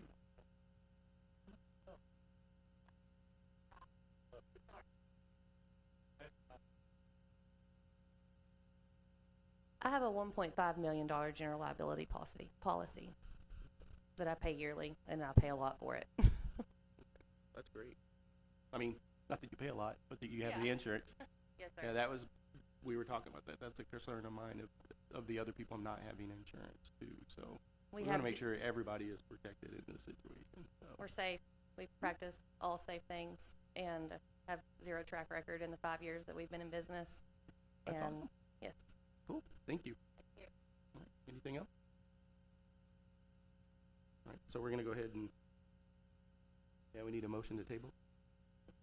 I make a motion to table this until the second meeting of March. I second. Can we get a vote, Madam Secretary? Yes. Aye. Aye. Aye. All right, it passed unanimously. We appreciate all the participation on that. Let's go ahead and move into, item number 13. Discuss and consider ordinance 2026-4, a budget amendment for $129,000 $129,900,000 for prior fiscal year auction proceeds to go towards the purchase of a new backhoe. And this is Financial Director Gatewood. All right, I'm back again. So for this, it's more of a housekeeping thing. We got the auction proceeds last year, and we allocated money to go towards the purchase of a backhoe. But because it's such a large piece of equipment, it took too long to come in and to get the invoice, and so it moved on to this fiscal year. So this is just correcting those funds and reallocating them. Any questions? Yeah, tell us about the backhoe, or what department has the backhoe? That would be Garrett. Good evening. So this is, we had a big auction off some old equipment, and this backhoe is going to the street department, and it is, it's got a new piece of equipment on there. It's called a hydraulic thumb. We'll be able to clean out ditches way better. Anytime we have cleanup, disaster cleanup, anything like that. It's got a clamshell on the front for grading, and it's just and it's also four-wheel drive, where in the past everything we've had is two-wheel drive, so we can do a lot more work with that backhoe. So this was old equipment that y'all auctioned off to Yes. get the back. Yep. So in addition to that, we were able to replace most of our fleet of lawnmowers too. So Awesome. Parks Department and the street department saw a lot of improvement. So you see nice equipment. We were able to do that with old equipment and replace a pretty significant portion of the fleet. Terrific. Good job. Any more questions? Any questions? All right. Is there a motion? I make a motion, to approve ordinance 2026-4, amending the fiscal year 2026 budget for the purchase of a backhoe. One second. I second. Madam Secretary, can we get a vote, please? Aye. Aye. Yes. Aye. All right, passed unanimously. We'll go ahead and move on to item number 14, discussion of potential and desired changes to the City of Mount Pleasant zoning codes and related considerations. This will be Development Director Barrett.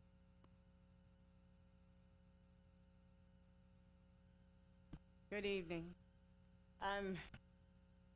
This has been a long time coming as far as the overall zoning code discussion and what our codes are and some common sense ideas for moving forward in a realistic and economical way. So our code is quite old. It's 1987. It is structured a little differently than the modern codes.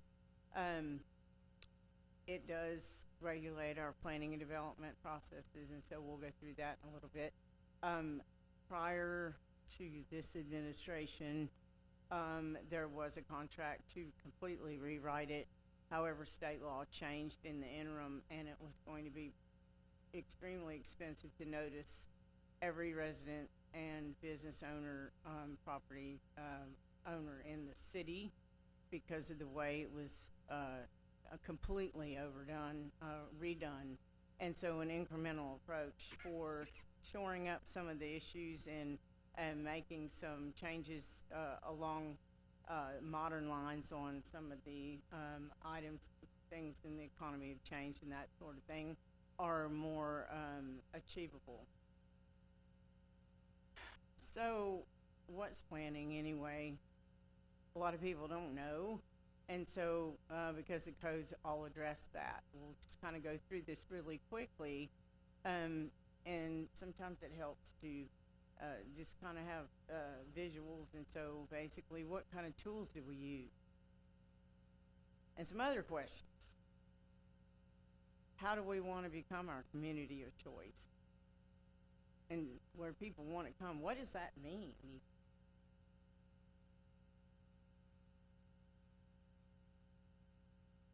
So what are needed? Vision, which the city has plenty of. The planning we're putting in place. And our comp plan is already done. Utilities are underway. And the ordinances are a big piece. And of course, streets are also important.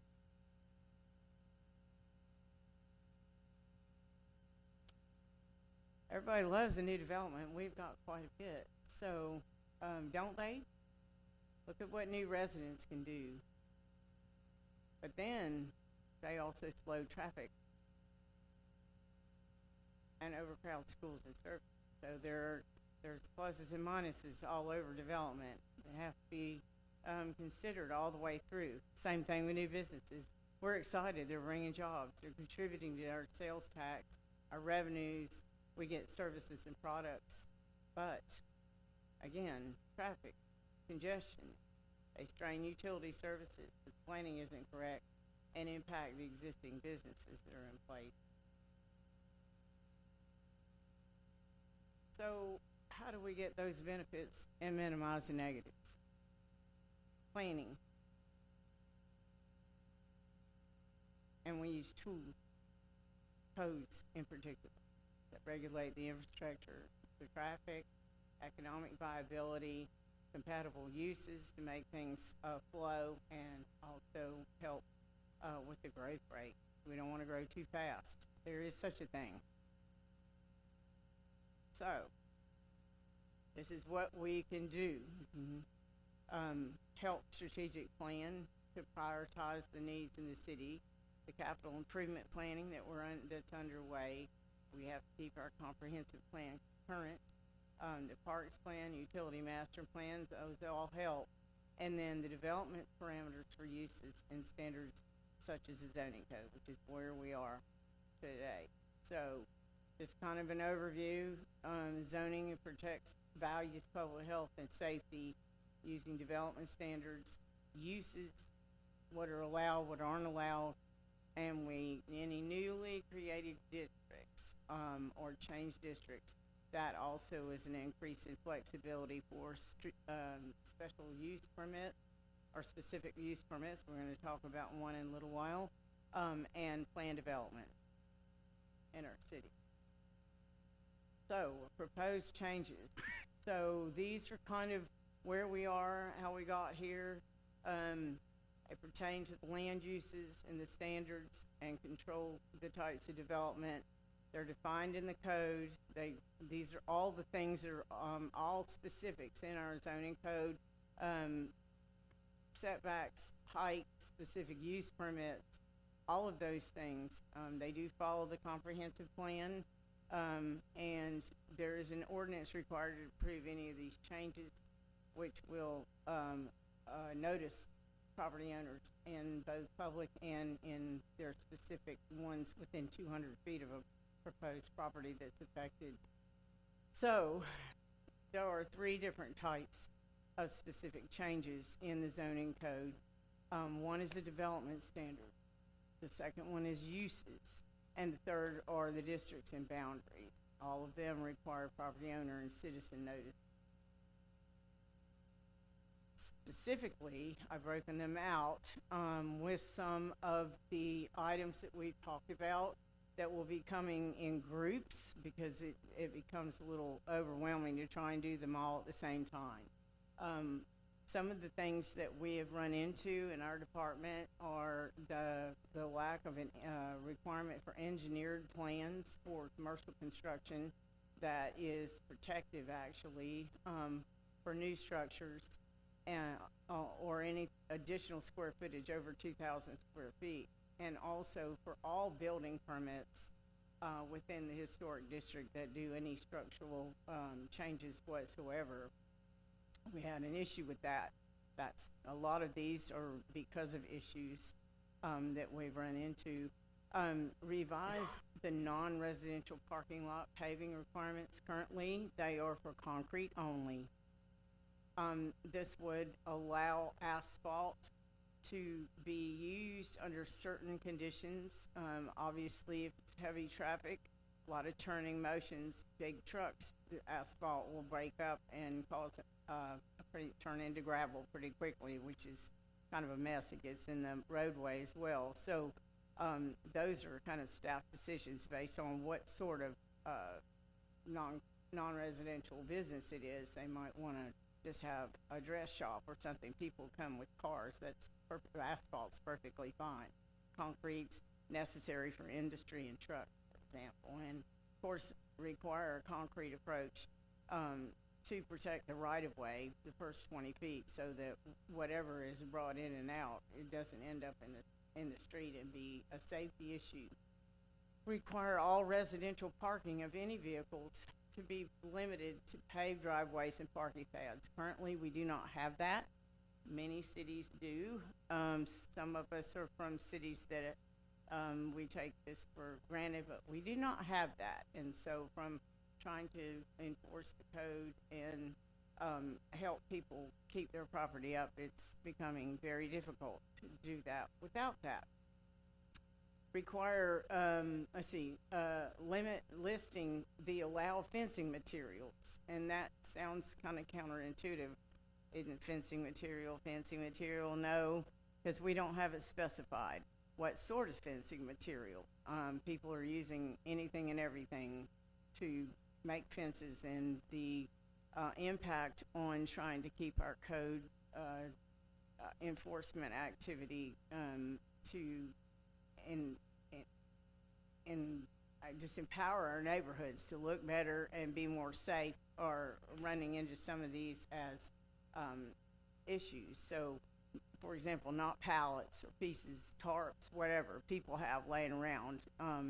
If you have a fence, you have to put a permit, you get a full permit, but it also has to be one of a long list of materials. You know, anything that is acceptable for fences would be allowed within certain limitations. Probably not, obviously not going to have barbed wire, but same sort of thing with screening materials. So we have, of course, we have landscaping screening, but we also have screening materials people can use to hide items that they don't want visible from the street, for example. But right now they're using anything and everything, including all the mentioned tarps, pallets, you name it. And so those would be limited again to building code materials or fencing materials.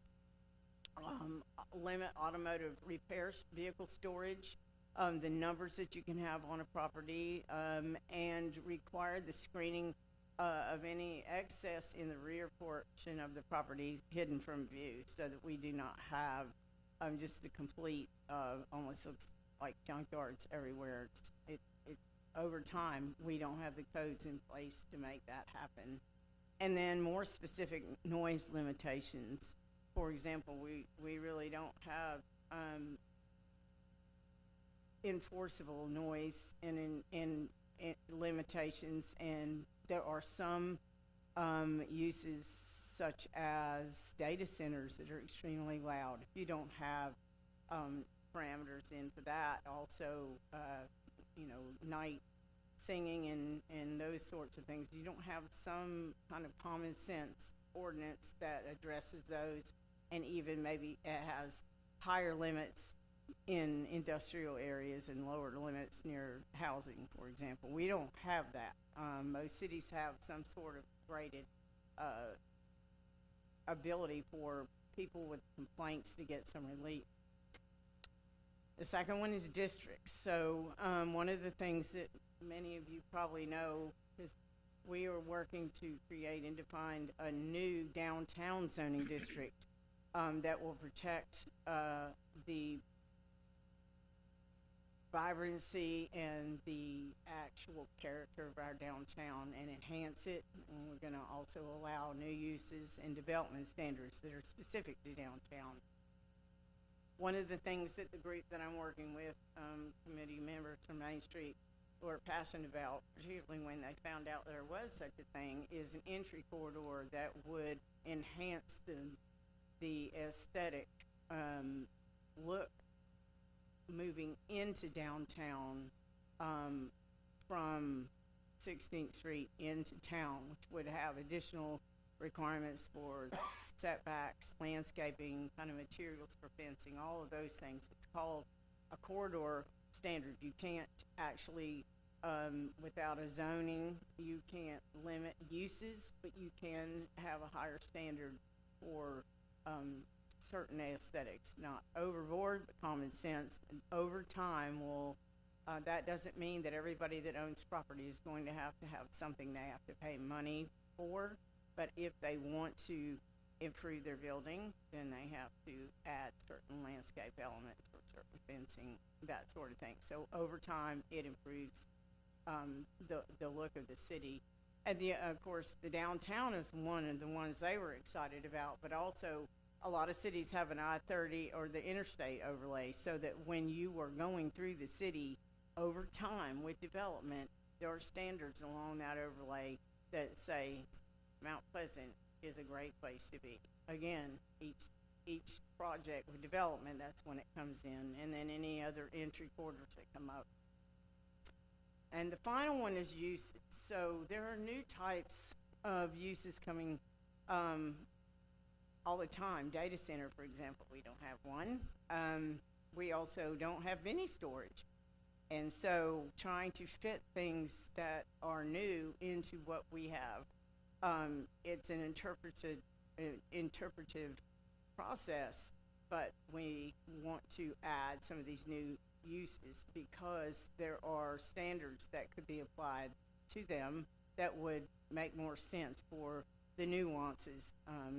For example, the mini storage has a different parking matrix than warehouses, which is the closest thing to them. Create new single-family attached use. So we've done several townhome PDs because we have no single-family attached use in our code, which is pretty standard as people like that kind of urban feel, and it particularly in close and in downtown, especially people smaller yards and under parking inside, all of that. That's a kind of a new use in '87 if people weren't doing it. Well, they are now.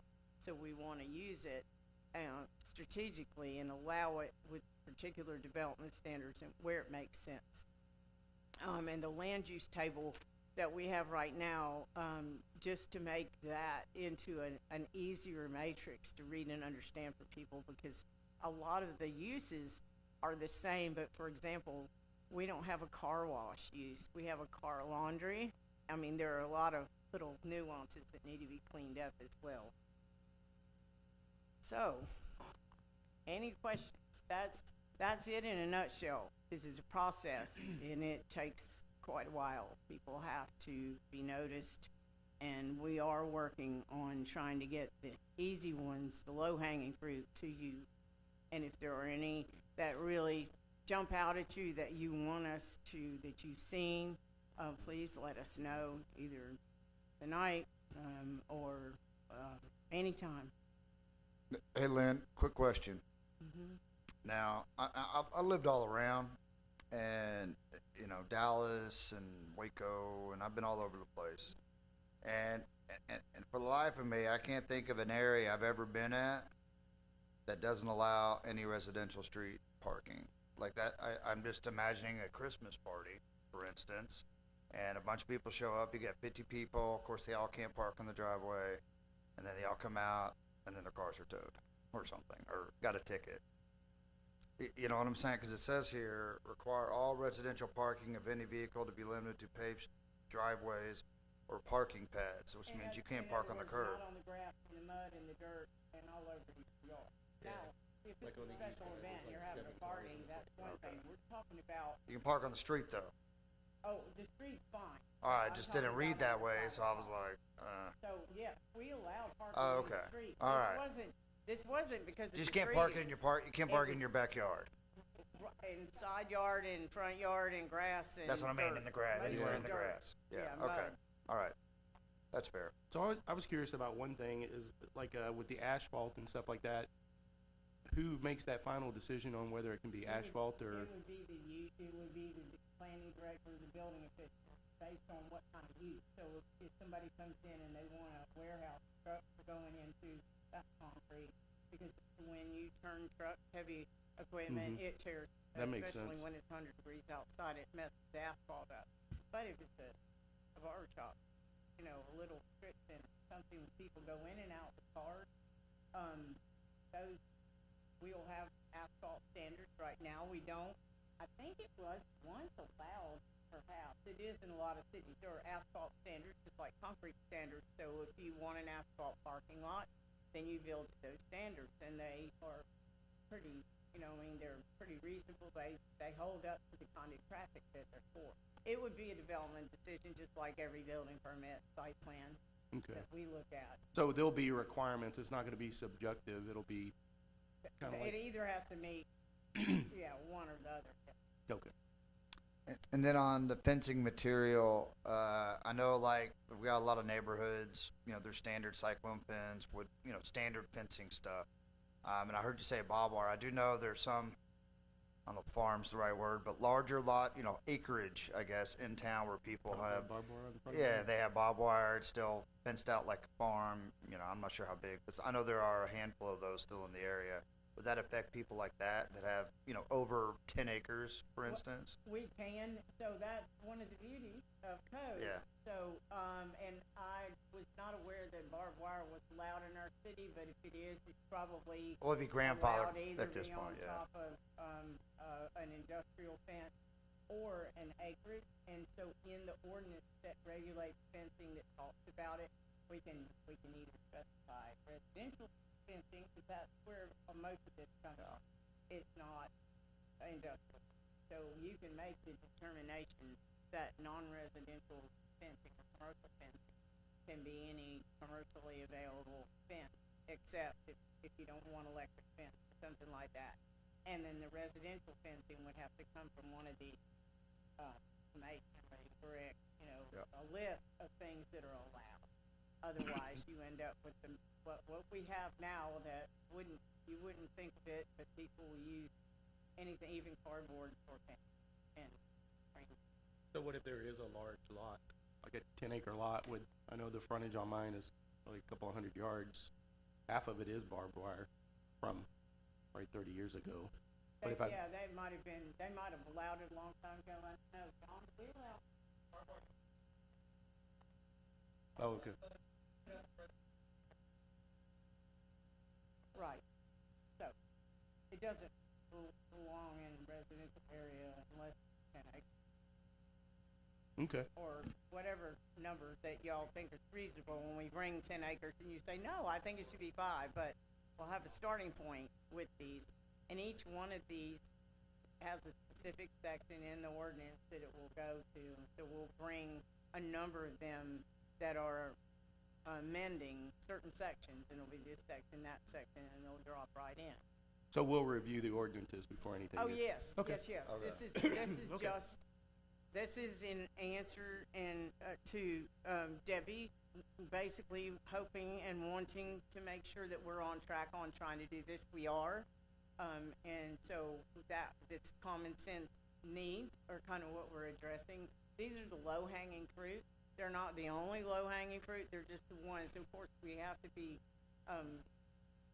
somewhat, we can't do the entire ordinance because that's huge unless we do exactly what they did with the consultant.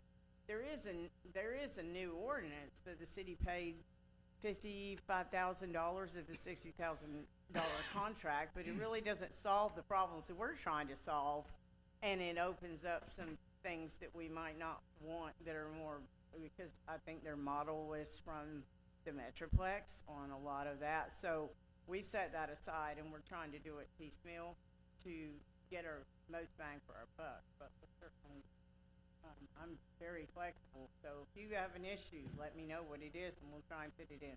So Lynn, I'm very excited for what you're saying and presenting. One thing that I want to suggest to you, and I think I've suggested to John also in the past, when I look at our town and I look at east side, west side, and close to the park, those are our historical neighborhoods. We are approaching a lot of these houses being 100 years old. If these houses were built in the 30s, we're close. 40s, we're very close. And there are some that were built in the 20s.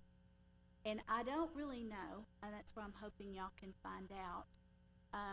Once we get the Main Street Historic District, then we go into our neighborhoods, there could be money, grant money, or to help our historic neighborhoods go back to the charming way they were back in those days. Now, I know people have bought them. They have different opinions. It would have to be something that grow with us. But also, there's been one house I know of that it's not a mobile home, but it was purchased and brought in, and that area is historic. It's surrounded by older homes, and I really think that we need to address that situation, because if there's some older homes that are not taken care of and they're burning or coming down, the houses need to be in line with what the rest of the historic houses are.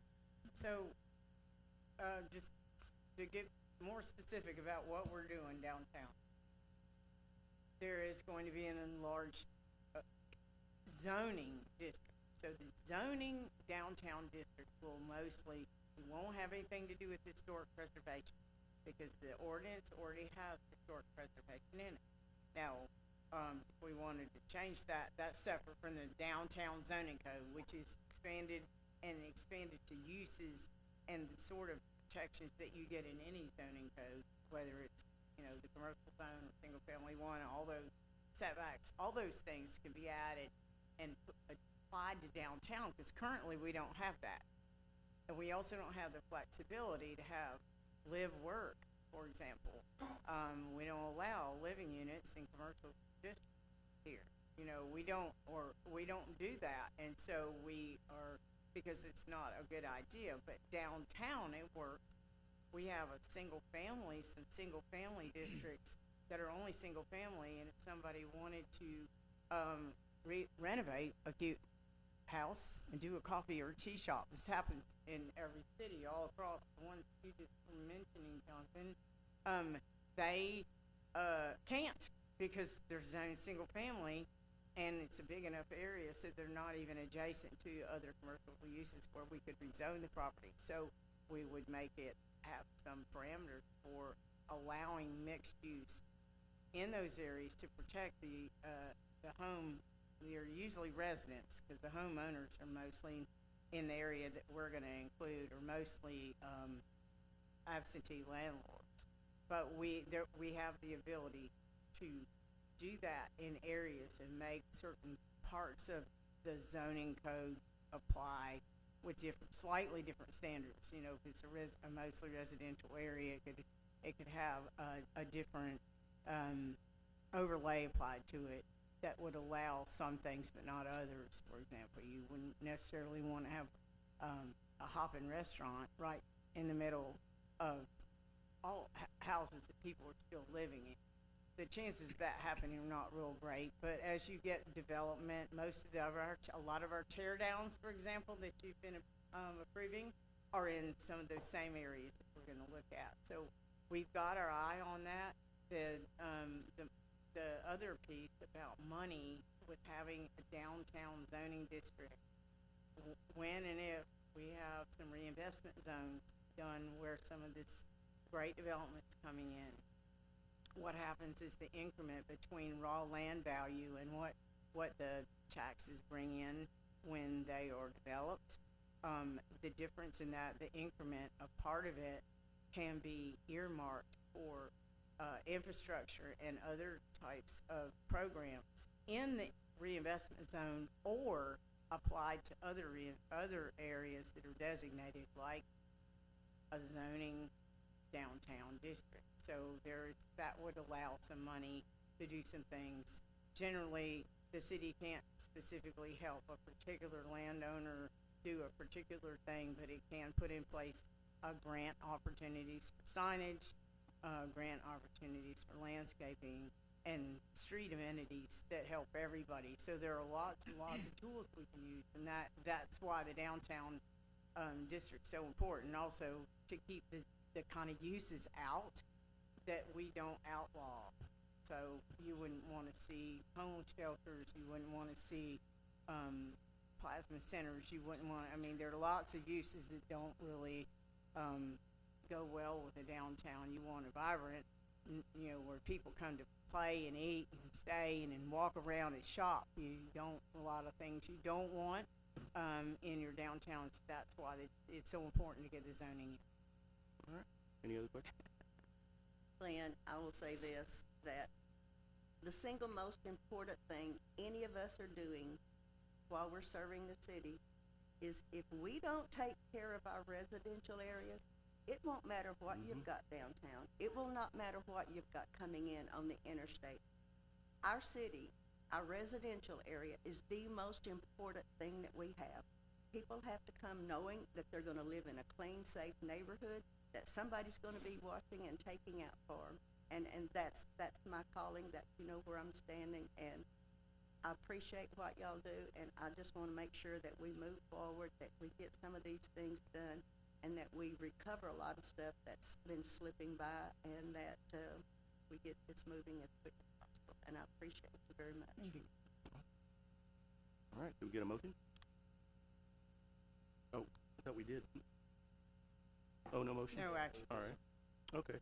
So we'll move to item number 15, discuss and consider actions to approve a request by applicant Vincent Hubner on behalf of CTG to recommend an extension of the July 15, 2025 City Council approval of specific use permit SUP 20-2025-03 to build a communications/cell tower at 1706 West Ferguson for an additional 6-month period per City Code Chapter 155.45A. So, I believe most of you probably remember the cell tower on Ferguson that was approved back in the summer. They was for AT&T, and they had issues getting lined out on how they were going to do their contracts. Our specific use permit process says you must have a building code within 6 months. They didn't. they've asked us for an extension, for it. And the conditions will remain the same. This is a refresher. Constructed by the site plan, see that in a minute. Parking and drives paved, screening fence will have a landscape buffer, and building permits will be obtained prior to construction. We didn't have any opposition for this case, and they're requesting a 6-month extension. Again, our ordinance didn't say what the extension should be, but it made sense if it was for 6 months in the first place. 6 months would be what they would get, so I basically said 6 months. Is that what they're saying they need? They said they could get it by 6 months, so we went forward with that. This is just picked up from previous. This is what it was gonna look like, and you can see it's where it is. It's far enough away from everything. It met everything. City council approved it unanimously, and it would expire. And this is some of the details we just went over. Planning and Zoning Commission heard it and recommended it. So they're just wanting an extension? Pardon, They're for the just wanting it- 6-month extension, Okay. yes, for the project in order to get there. Now, that's not to finish building it, but Right. they at least had to pull their pin. Okay. Any discussion? Yeah, I was just gonna ask, just ask the question, what if they have another, how many of these extensions are we gonna keep doing? I've worked with Well, code AT&T, I doesn't know how it say goes, that's why more I'm than asking. one or Like, what 50. value are they adding, what's the Right. purpose of this cell tower? I think that, I can understand with logistics Yeah, that perhaps they would get, in the holidays, they would get a little bit behind, that's but fine, they're yeah. ready to move forward, and that's why they're asking. okay. So I think it's prudent if they ask for another extension, you can certainly tell them no. I No, mean, that's fair, yeah, just Right. not saying no to this one, but just don't want it to Yes. turn into this like an 8-year project to get a contract with AT&T. And what I didn't share, but if you remember, the consultants that came in with Yeah. that, there's a coverage map and that fills in right there. And we also have just gotten a new application for another cell tower on a Walmart on their parking lot, which is a completely different area of the city, and also taken that, so that one will be coming to you fairly soon. So, I mean, that expands our, services to our residents. That's great. Thank you. All right, can I get a motion? Yeah, I'll make a motion to approve extension of SUP 2025-03 for an additional 6 months to allow the new cell tower developers to proceed with their AT&T project at 1706 West Ferguson. Second. A second. Madam Secretary, can we get a vote, please? Yes. Aye. Aye. Aye.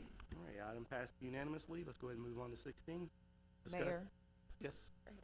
before you go on, I would just like to make an announcement that YouTube went down worldwide. So in case you get some complaints, YouTube Oh. is down at the moment. Mount Pleasant did it, right? That's impressive. Wow. Awesome. All right. Okay, item number 16, discuss, consider action to approve the preliminary plat for a one-lot, one-block Mount Pleasant Trails addition subdivision being a 4.368 acre property in the multifamily zoning district, property ID 15338, described in instrument 20253555 in the real property records of Titus County, Texas, and addressed as 399 Tennyson Road. Thank you. Mm-hmm.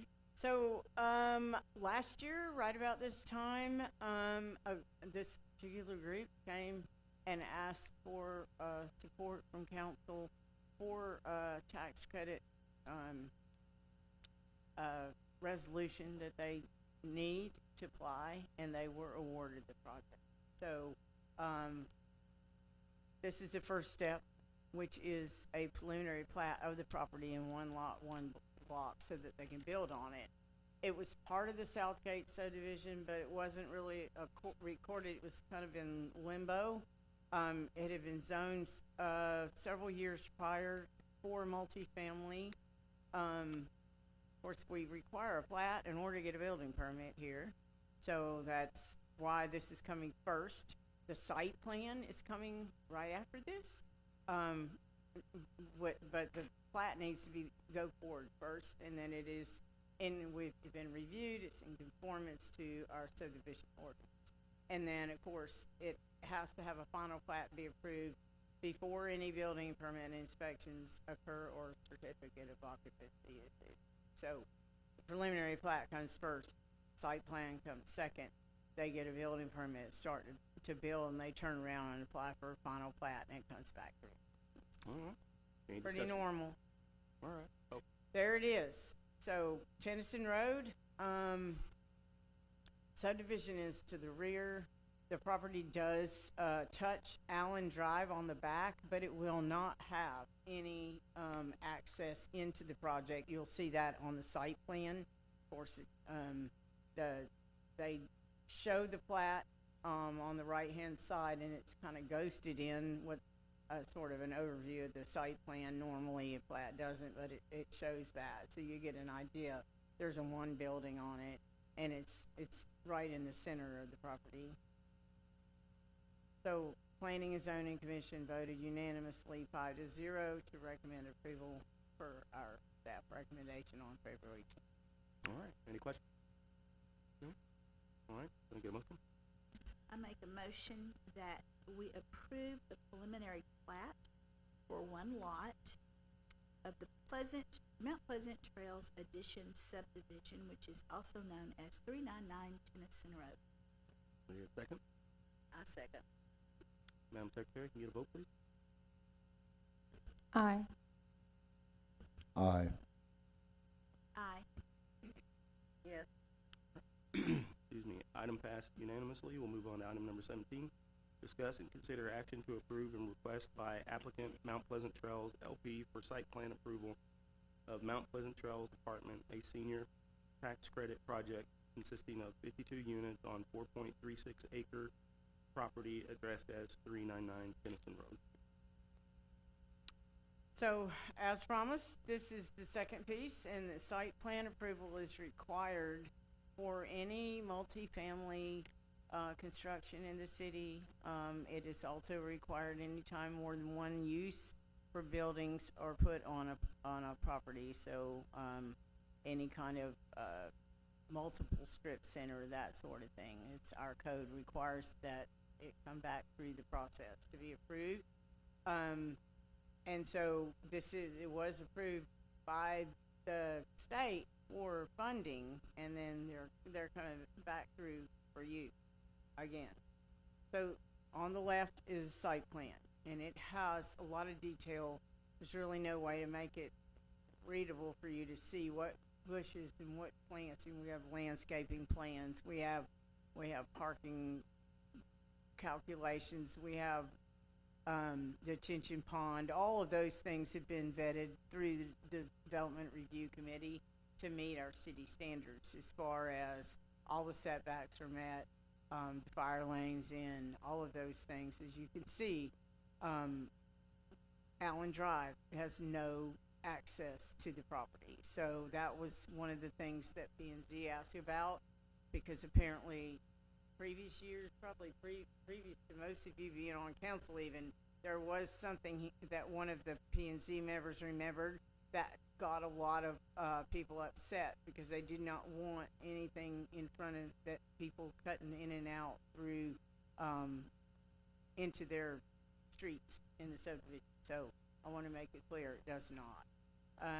And so it meets everything. It has the landscaping, we have requirements on what sort of plants, and all of that detail has been checked.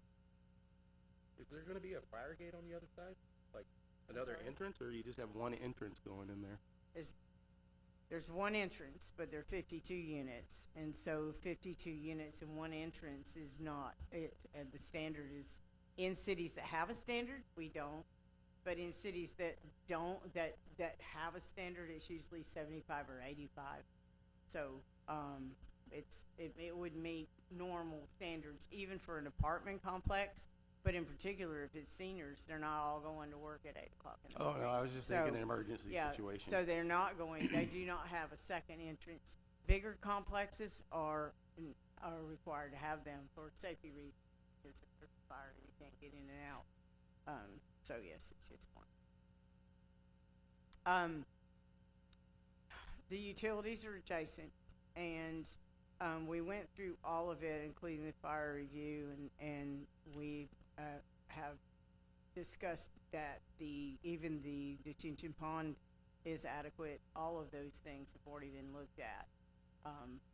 Even though a lot of times, if it's not a multifamily, the site plan process is done as part of the building plan review, and you don't see very many site plans that fly. We do site plans on every single building permit we do. They come through us, so we've already vetted them on everything else. So one of the requirements is to show what it's gonna look like. And Gabriel Loftus here, he's come from Dallas all the way to, if you have any questions, but this is what they provided. This is kind of a view of what it's gonna look like, 3 stories, 52 units. They also recommended it unanimously on. Yeah, Jimmy had a question before I hop in there. Go ahead, Jimmy. Come Oh. No, I wouldn't say that, but it's something we haven't talked about yet. Knowing that understanding that road's fairly small. I know we have an apartment complex already on that road, and we're gonna add another one. And I'm not saying for or against an additional apartment complex, but not sure if we've considered, from a city perspective, any kind of traffic study, kind of from the safety comments I've heard, things like that, if that's necessary. Just thinking about it. So one of the issues with that is we don't have any traffic requirements. However, an apartment complex, particularly seniors, because it's limited, the state limits it, would not have a major impact.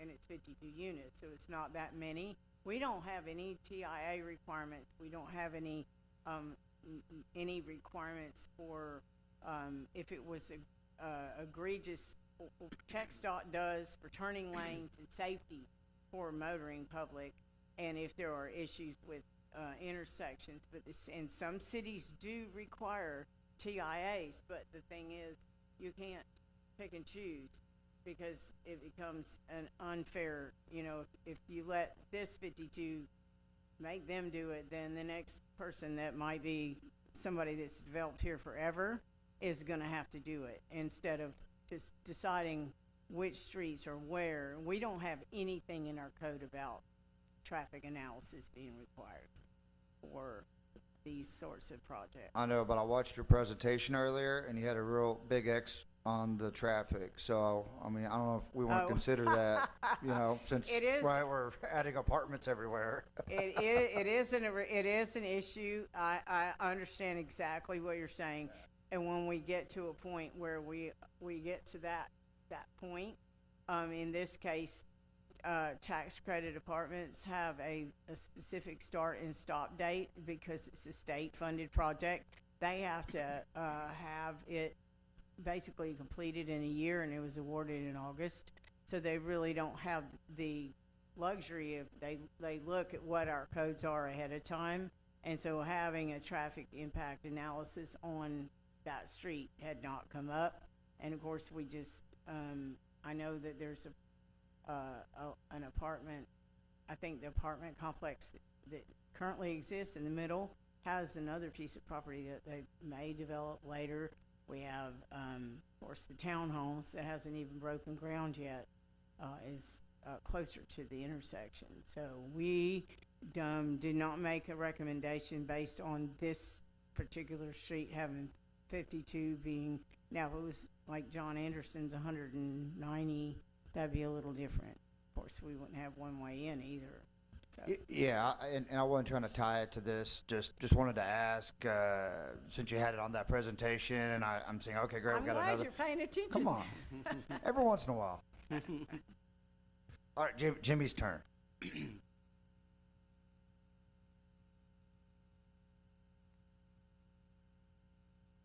The question I have, I live over in that neighborhood and I go down Tennessee.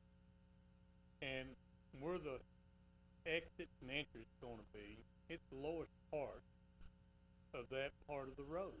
And if we have one of those floods which comes all the way down from all four directions, Candace lives over there, you have a road right behind it called McMinn. It's high ground. Have two entries.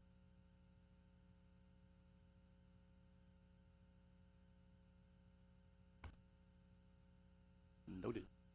Yeah, I mean, I don't know. 2 entrances just seem safer to me regardless of what's going on. I never like just one way in, one way out. Okay. Can we get a motion on this? I make a motion to approve SP 2025-04 for the Mount Pleasant Trail Senior Tax Credit Project as presented. Yeah, second. Yeah, I'll second it. Madam Secretary, can we get a vote, please? Yes. Aye. Aye. Aye. Motion passed unanimously. We'll go ahead and move on to 18. Discuss, consider ordinance 2026-5. Thank you, Lynn, by the way.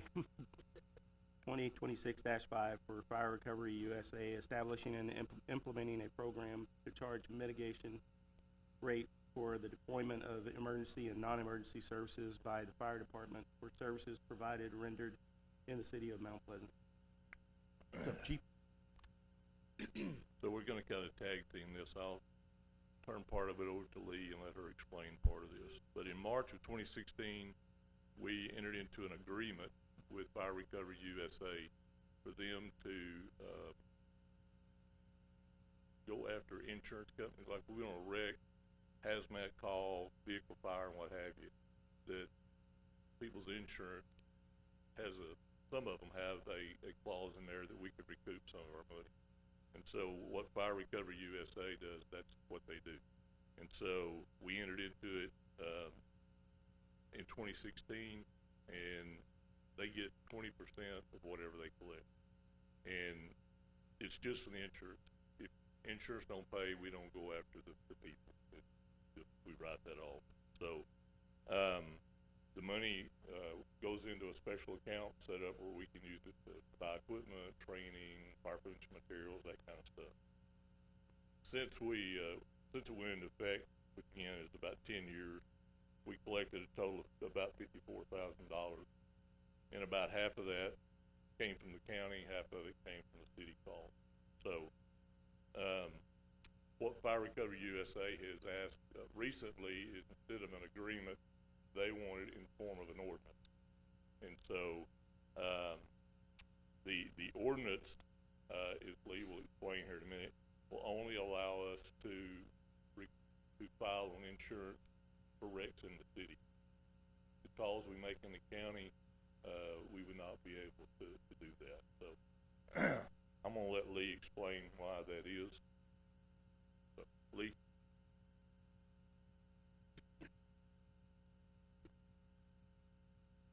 You may be on mute. Okay, can you hear me now? Yep. Okay, so, Mayor and Council, the, proposed, ordinance is limited to, applying to the city of Mount Pleasant.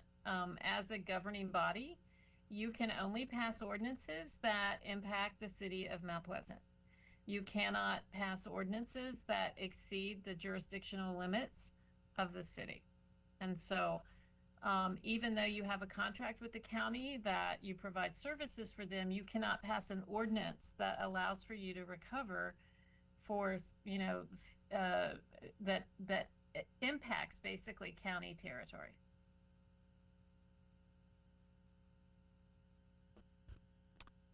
So, do we not collect money on that? I guess is that the punchline? Just so we hear it? I mean, if you were entering into some agreement with the county about it, you would have the county pass something, and that it would allow the city to recover the funds for it, you know? So,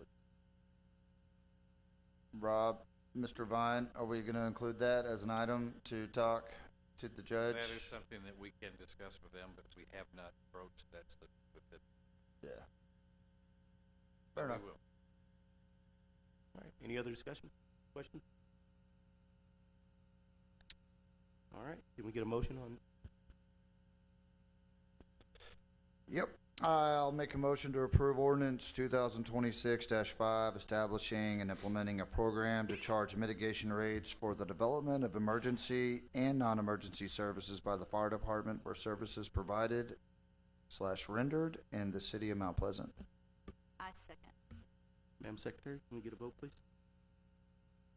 Aye. Aye. Aye. Yes. All right, item passed unanimously. Thank y'all. Thanks, Chief. We'll move on to item number 19, city manager's report. Mayor, members of council, just another reminder of tomorrow morning's event at 11:30, the State of the Economy Chamber and EDC event. This Director Kevin Carter stated him and I will be there presenting, giving presentations on the state of the economy for those in attendance. As reported a few weeks ago, our finance director is leaving the organization. She is moving on to greener pasture called marriage. We're very happy for her, but she will leave a gap.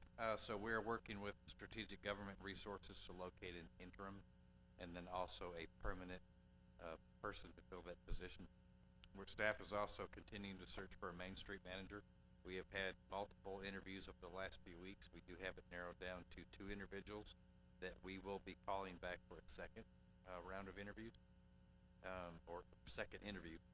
Both of these positions are key, so we are definitely taking our time to make sure we get the right people for those positions.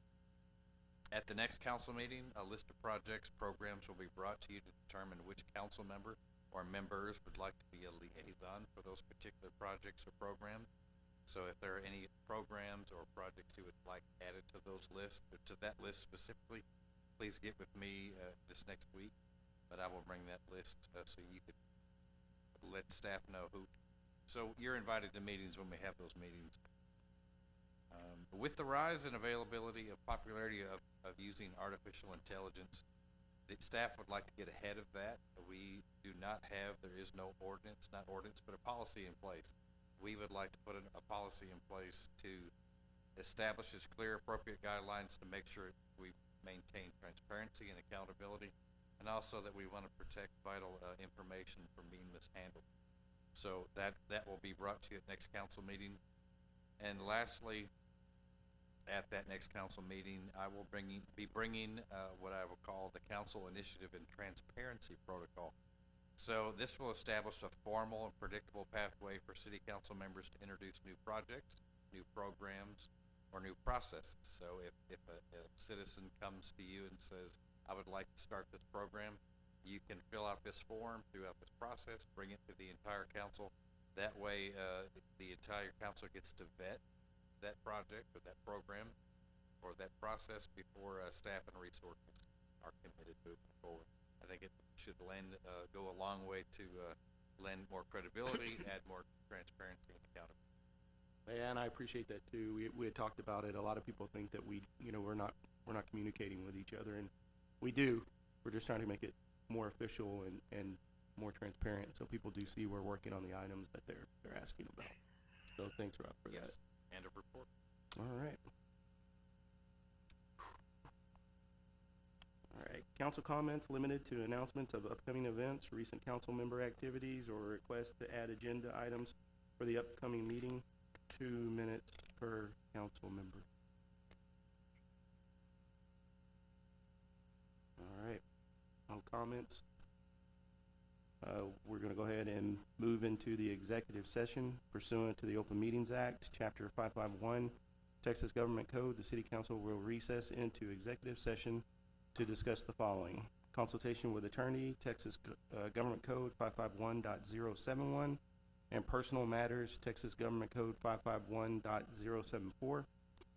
A, related to appointment, employment, and duties of city attorney. Discuss city attorney candidates. B, related to appointment, contract, and duties of municipal court judge. And C, related to appointment, employment, evaluation, reassignment, duties, discipline, or dismissal of public officer or employment or employee, city manager. Just so y'all don't freak out, that's just his review, so. Not that anybody would. All right, we'll go ahead and, move into executive session. The time is 8:19. I didn't want anybody going, oh my God. 10 seconds. So, right? Like road is killing me. They got finally, all of y'all getting sick.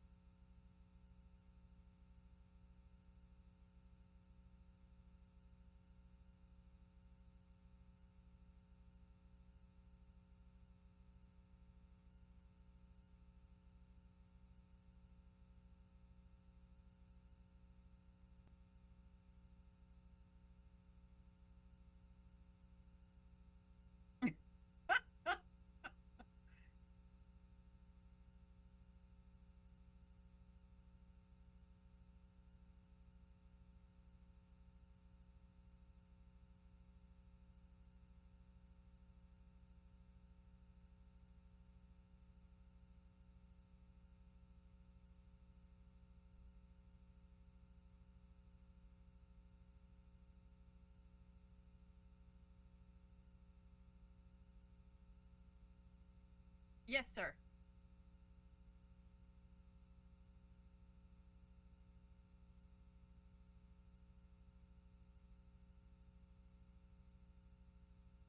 Yeah, I'm sorry, Mayor, let me look back at the agenda. I'm down on page something or another at the bottom of the agenda, so, oh, okay, I'm sorry. You're We're back correct. into, regular session and at 10:30. Yes, sir. So you are correct that council's discussion in executive session on item 20 was to table this item until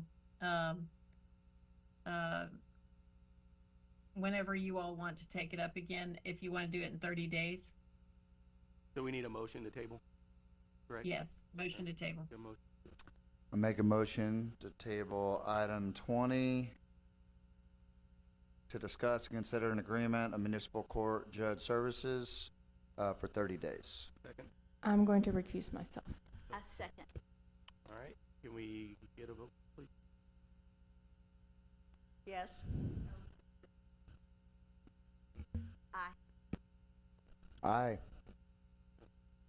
So it passed unanimously. Next, So go ahead. I guess Mayor, 21, item 21, right? So there's no action to be taken on the city attorney, but there is action to be considered on the city manager's evaluation. All right. All right. So I guess we're calling this item 21, right? Sure, All right. that's great. I didn't know if you needed it or not. Okay. Can we get a motion on this? I'll make a motion that, in executive session, the evaluation of our city manager, Rob Fine, was a good evaluation, and I recommend, I make a motion that we accept the evaluation and give him a $5,000 raise. Per the contract. I'll second that. Madam Secretary, can we get a vote, please? Aye. Aye. Aye.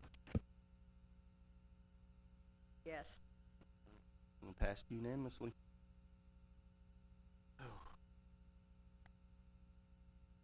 All right. It is 10:33, and we will adjourn.